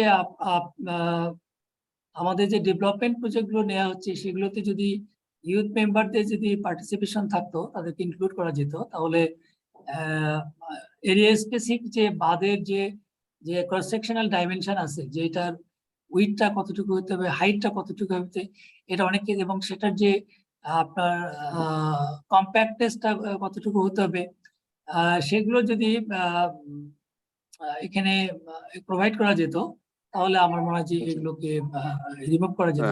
তা আমি আপনাকে বলবো, আপনি স্থানীয় পর্যায়ে যে পানি উন্নয়ন বোর্ডের যে কর্মকর্তা আছে তাকে আপনি জানাবেন, এবং আপনি ভালো হয় যদি আপনি, কারণ এখন প্রতিটি মন্ত্রণালয়ে একটা গ্রিভেন্স রিড্রেস সিস্টেম আছে। আপনি যে সংক্ষুব্ধ, সেই সেই আপনার সংক্ষোভ বা গ্রিভেন্স আপনি কিন্তু মিনিস্ট্রি সেক্রেটারিকে আপনি জানাতে পারেন, সংশ্লিষ্ট মিনিস্ট্রি, এবং সংশ্লিষ্ট মিনিস্ট্রিতে আপনি লিখিতভাবে আপনার হার্ড পেপারে অ্যাপ্লিকেশনও পাঠাতে পারেন, অথবা তাদের ওয়েবসাইটে ঢুকে, যেখানে জিআরএস গ্রিভেন্স রিড্রেস সিস্টেম, সেখানে গিয়ে আপনি আপনার অপিনিয়নটা বা আপনার যে অভিজ্ঞতাটা এটাকে উল্লেখ করে একটা প্রতিকারের জন্য আপনি একটা আবেদন পাঠাতে পারেন। এবং গভর্নমেন্টের আপনার আমার বিশ্বাস যে আপনি যদি এটাকে আপনি আবেদন আকারে এবং তাদের ওয়েবসাইটে গিয়ে আপনি পাঠান, এটা ক্যাবিনেট ডিভিশন থেকে আবার মনিটর করা হয় যে আপনার যে গ্রিভেন্স, এটাকে যদি আপনার এটাকে অ্যাড্রেস না করা হয়, তাহলে মিনিস্ট্রির উপর এটাকে একটা ব্যবস্থা নেওয়া বা এটা একটা সিস্টেম করা হয়েছে। আমার মনে হয়, I am hopeful that if you send your grievances formally, accessing the website of the concerned Ministry of Water Resources, they will be in a binding situation to answer your grievance or answer your question. Thank you, sir. আপনি অনেক precisely বললেন যে আমরা আসলে কোন কোন জায়গাতে আমাদের প্রবলেমগুলো বা আমাদের কাজগুলো নিয়ে বলতে পারি। আমরা চেষ্টা দুটো করব। আপনি প্রতিটা আবার একটা সেন্টেন্স আমি বলি যে প্রতিটা মিনিস্ট্রি ওয়েবসাইটে কিন্তু মানে এটা আসলে grievance redress system, grievance GRS বলে সংক্ষেপে। গ্রিভান্স রিড্রেস সিস্টেমে কিন্তু আপনি অনলাইনে আপনি আপনার মন্তব্য বা আপনার গ্রিভেন্সের বিষয়টা, আপনার আপত্তির বিষয়টা আপনি সেখানে জানাতে পারেন, এবং সেটা জানালে অবশ্যই মিনিস্ট্রি আপনাকে উত্তর দিতে বাধ্য। না হলে ক্যাবিনেট ডিভিশনকে আপনি জানালে ওই মিনিস্ট্রি এগেইনস্টে ব্যবস্থা নেওয়ার প্রভিশন আছে। অনেক ধন্যবাদ স্যার আপনাকে। স্যার আমরা আর দুটো প্রশ্ন নিব, স্যার দুটো প্রশ্ন নিয়ে তারপর একবার আপনার কাছে আসছি। জুহাইর আহমেদ কৌশিক ভাই হাত তুলেছেন, ভাই কাইন্ডলি আপনি আনমিউট করে আপনার প্রশ্নটা বলুন। তো আমি আমার সেশনের পর একটা জিনিস বুঝলাম যে আমাদের বাংলাদেশি ইউথরা অনেক কাজ করতে চায় এবং তারা আসলে গভর্নমেন্টের বিভিন্ন প্রজেক্টে ইনপুটস দিতে চায়, কারণ আমরা জানি যে গভর্নমেন্ট হচ্ছে আলটিমেট স্টেক হোল্ডার, আর সবকিছু পলিসি প্ল্যানস গভর্নমেন্টের থেকেই আসে, সেখানে আমাদের খুব সামান্য রোল প্লে করার আছে ইউথদের। তো বাংলাদেশের ক্ষেত্রে যেটা দেখা গেছে যে বাংলাদেশ ছাড়া অন্যান্য ডেভেলপিং কান্ট্রিতে এখন যেমন কেনিয়া থেকে শুরু করে অন্য দেশে দেখা যায় যে কপ বা এরকম যে ইন্টার গভর্নমেন্টাল যে ফোরাম গুলো হয় বা মিটিংস গুলো হয়, সেখানে তাদের ডেলিগেশন টিমে ইউথরা থাকে, তার ইউথদের জন্য 2-4টা সিট বা ব্যাচ থাকে। বাংলাদেশে এটা এখনো শুরু হয়নি। পাশাপাশি আমরা দেখেছি বিভিন্ন দেশের মিনিস্ট্রি তাদের ইউথ অ্যাডভাইজারি কমিটি থাকে, ইউথ অ্যাডভাইজারি টিম থাকে বা একটা ইউথ টিম থাকে। তো আমার মনে হয় যে বাংলাদেশে যেহেতু বাংলাদেশের ডেভেলপিং কান্ট্রি হিসাবে এবং বাংলাদেশে দেখা যাচ্ছে এখন বলা হচ্ছে যে ডেমোগ্রাফিক ডিভিডেন্ডের একটা ভালো সময় যাচ্ছে, এখানে দেশের জনসংখ্যার একটা বড় অংশ হচ্ছে ইউথ, মেজরিটি ইউথ, এবং সেইখানে মেজরিটি যখন ইউথ তাদের পলিসিতে একটা অংশগ্রহণ থাকা উচিত। তো সেইখানে আমরা কিভাবে এটা করতে পারি, বিশেষ করে বাংলাদেশ জলবায়ু পরিবেশ ও জলবায়ু পরিবর্তন বন পরিবেশ বন ও জলবায়ু পরিবর্তন মন্ত্রণালয়ের কি এরকম কোন একটা ইউথ অ্যাডভাইজারি কমিটি তৈরি করা যেতে পারে কিনা ভবিষ্যতে? এরকম কোন প্ল্যান আছে কিনা ইউথদের সাথে আর কিভাবে কাজ করা যায়? কারণ আমরা দেখেছি হয়তো যে একটা ওয়ার্কশপে এখন ইউথদের এনগেজ করা শুরু হয়েছে, বাট আমরা চাই যে সবসময় সার্বক্ষণিক সব ডিসিশনে অ্যাটলিস্ট থাকতে চাই সেই জায়গাটা। কৌশিক আপনাকে ধন্যবাদ। আমি ওই মিনিস্ট্রিতে যখন ছিলাম, এখন কিন্তু আপনারা তো লক্ষ্য করে থাকবেন যে আমাদের যে যারা এক্সপিরিয়েন্স যারা নেগোসিয়েটর আছে, এর পাশাপাশি আমাদের নবীন নেগোসিয়েটরদেরকে যাতে করে যুক্ত করা যায় সেই জন্য কিন্তু মিনিস্ট্রি থেকে উদ্যোগ নেওয়া হয়েছে। এখানে দেখবেন যে আপনার এখানে দুজন নতুন মানে এটা নেগোসিয়েটর, তারা আপনার এখানে নেগোসিয়েশন টিমে রাখা হয়েছে। এবং আপনারা যেহেতু আমি ওখান থেকে চলে এসেছি, তবে ওইখানে যেহেতু আপনারা একটা সেশনে ইয়েকে পাচ্ছেন, আপনার সেক্রেটারি এনভায়রনমেন্ট ক্লাইমেট চেঞ্জের বর্তমান সচিবকে পাচ্ছেন, সেখানে আপনারা একে যদি রেইজ করলে it will be duly consider, I believe, because এখানে এটা।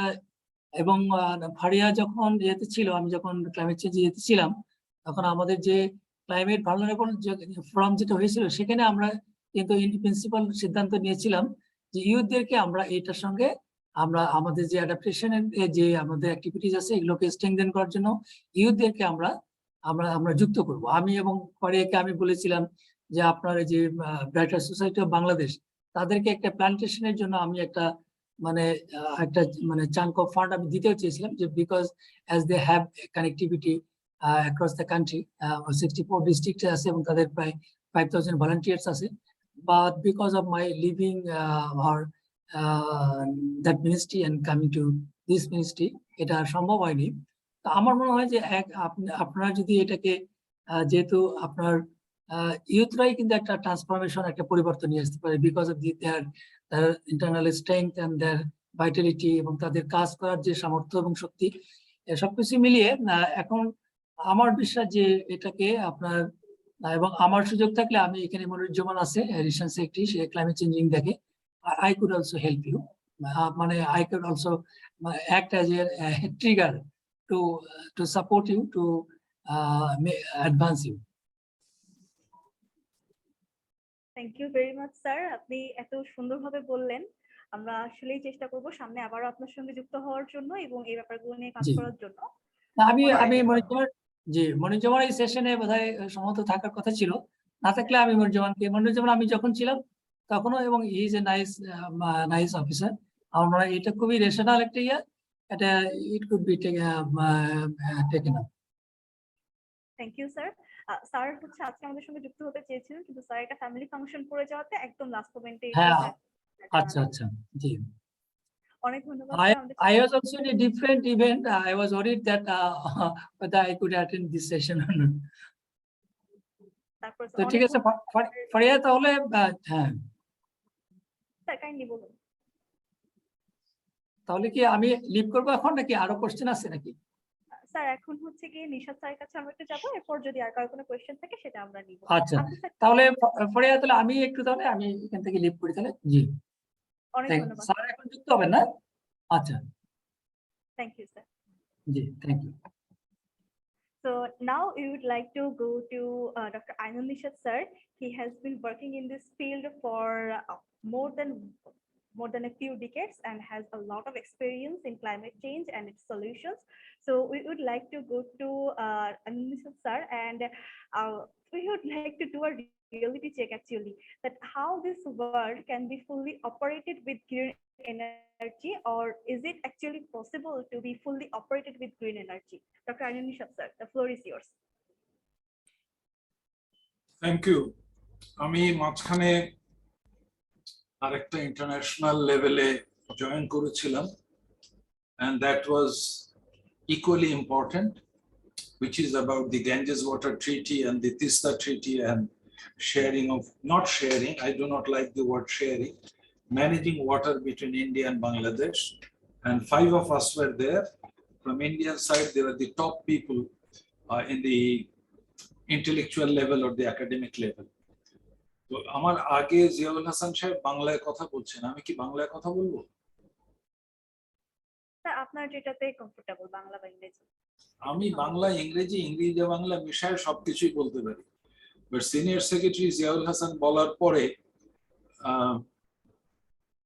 কি জিয়াউল হাসান বাংলায় বলবো না ইংরেজিতে বলবো? স্যার উনি ইংরেজিতেই বলেছিলেন, তারপরে প্রশ্নগুলো বাংলায় উত্তর দিচ্ছিলেন। স্যার কোশ্চেন গুলো যারা ওই ইয়াতে ছিল, যারা বাংলাদেশি, ফারিয়া বলেছিল যে বাংলা স্যার আপনি বলতে পারেন, এই জন্যই বলেছি। স্যার আপনি ইংরেজিতে বলবেন, যেহেতু আমার some of the participants are from overseas countries, সেই জন্য স্যার। তাহলে প্রথমে, so let me first say or admit that Ziaul Hasan addressed me as sir, which means that the new king of England has not knighted me. তাহলে না হলে তো sir শব্দটা লাগানোর কথা না। But the reason is he had to suffer through my lectures when he was doing his undergraduate many months and suns back as a student in Buet. Am I right? কিছু torture তো করেছি। Sir Okay. Having said that, I joined you and I was with you for first half an hour and then I had to move on. And at that point, I noted some of the points. You were trying to talk about coping with renewable energy and what the youth can do. Point number 1, the role of youth is documented in all the UN documents. What disturbs me, what is already agreed in the world, at the global level, what world is trying to search how to operationalize that, we are still confused and we are making the same point, like women, gender issue. Children, youth, women are the major issues that has already been agreed and contained in Paris Agreement in all steps. Please go through the rule book of Paris Agreement, how it will be operated. Please go through the 1992 UN FCCC Convention. But Paris rule book was finalized in November last year. It talks about youth for a very simple reason. Climate change is not a problem of today, is not a problem of tomorrow, it is a problem of day after tomorrow. World is worried about only one point. Please remember, I am saying with authority, I am one of the senior negotiators for government of Bangladesh. Paris Agreement says we will work hard so that there is no food shortage in the world. Food and food. And 30 years back, I will not be there. Maybe Ziaul Hasan will be there.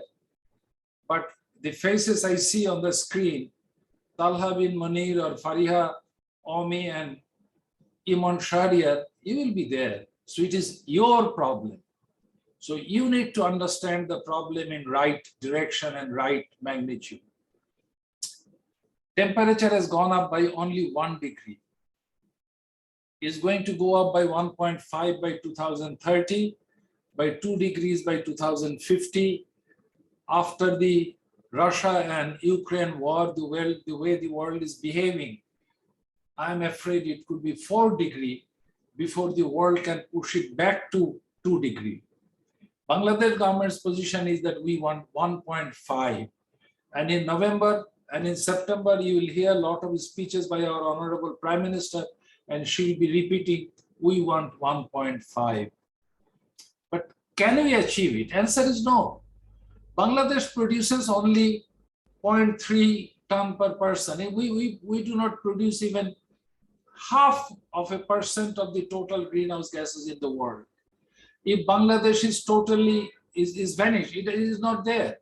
We do not do anything. We do not cook. We do not run a car. We do not have any electricity, anything. We do not have rice because they produce methane.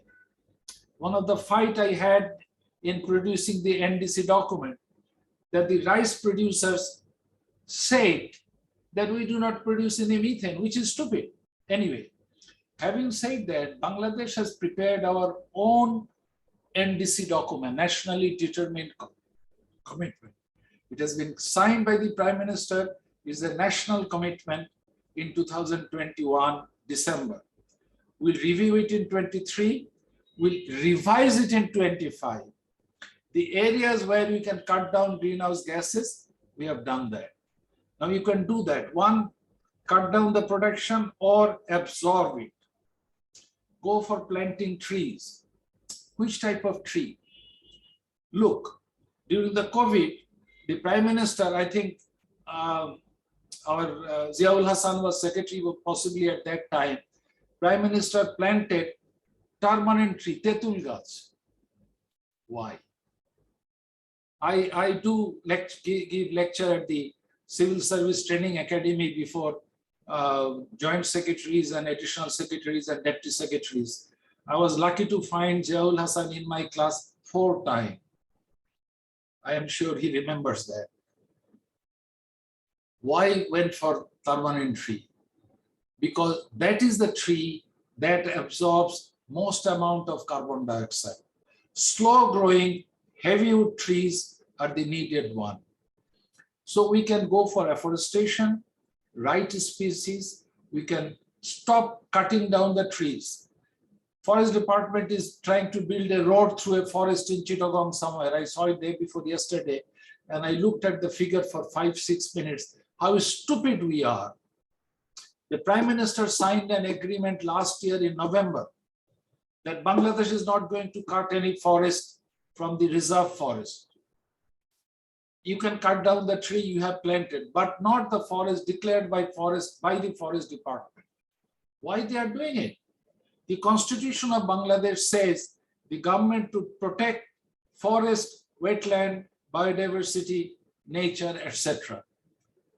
So the Forest Department has become so powerful that they are defying the Constitution of the country. So point I'm trying to make is, if we are pushing for mitigation, which is a small thing that we are doing, the emission, but still improve the chula, improve the stove, cut down on carbon dioxide production, reuse, reduce, and recycle. I did my PhD at a time when none of you were born, 1980. And my supervisor forced me to write on a page, the other side of the page is printed. 40 years back, he did not touch my draft. Reduce, reuse, and recycle. Cut down electricity on electricity use. Yes, of course, we put up the light now. So there are lots of opportunity. The main benefit on mitigation in Bangladesh would come through road sector. Padma Bridge is a big event. From Dhaka to Khulna, previously we used to travel 350, 370, 380 kilometers. Now we need 120, 130 kilometers. 10 days back, I was in Khulna in 4 hours, and from Mongla, I came to Dhaka in 3.5 hours. But inside Dhaka, I needed 2.5 hours to reach my home.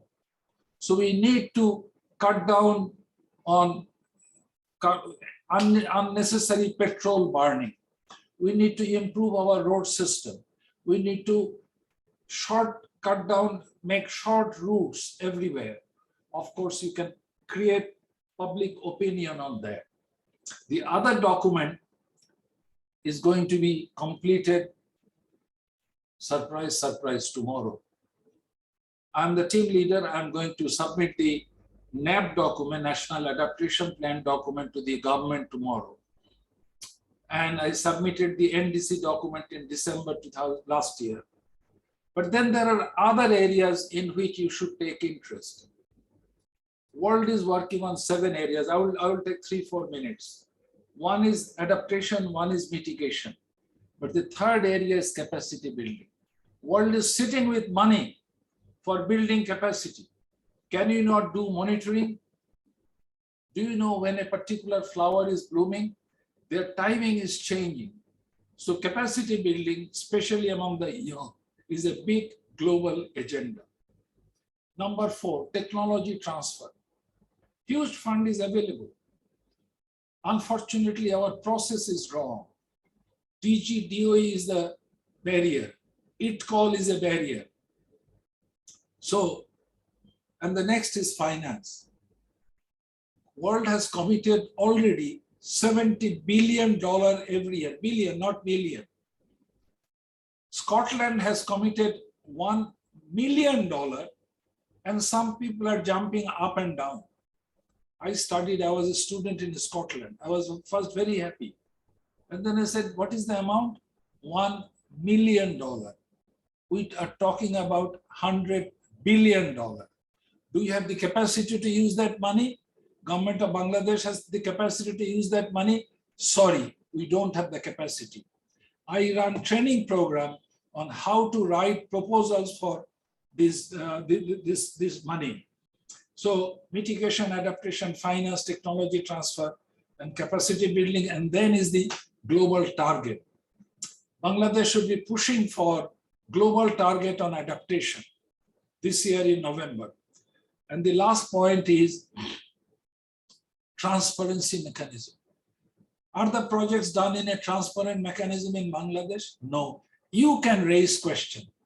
Why a project would be taken up before completing the feasibility report or detailed engineering report? I was responsible on river training for Jamuna Bridge and Padma Bridge. Sit down with me. I will tell you where you can monitor, find out the leakage, where the corruption is taking place. It's very simple.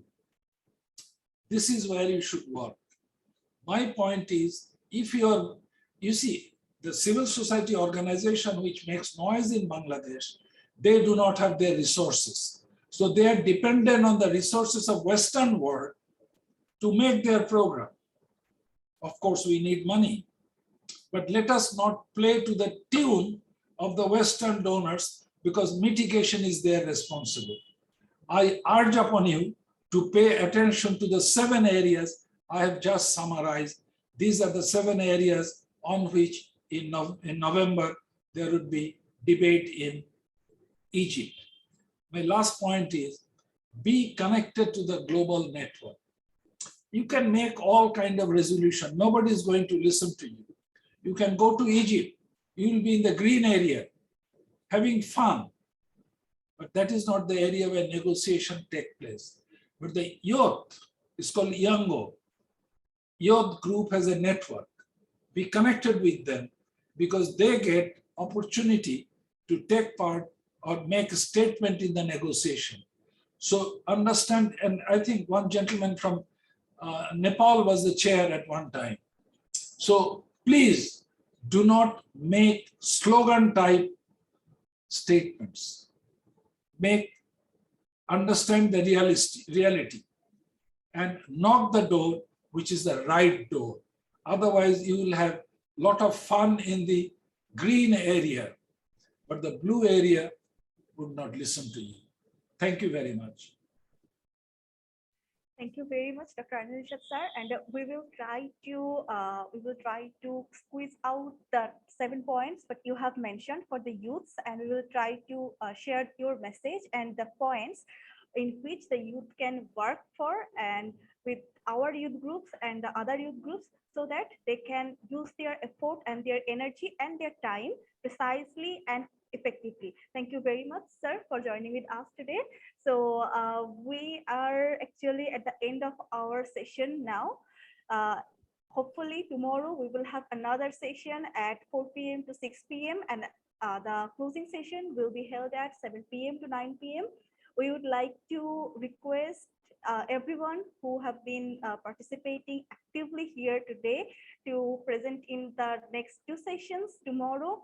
And thank you everyone for joining with us and staying this long time, more than 2 hours, I would say. And you have been amazing, the audience and the responses we have got in the chat box that have really been interactive and effective, hopefully. So we will try to gather all the questions, opinions, and thoughts so that we can make a sorted report, and we will try to share those things with our youth advocates, with our experts, and our policymakers.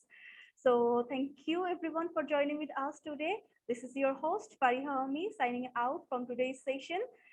Thank you, Dr. Anurishad sir. Thank you, Jial Hassan sir, for joining with us. And hopefully we will again calling you about the youth participation and how we can get the expert advice on our activities.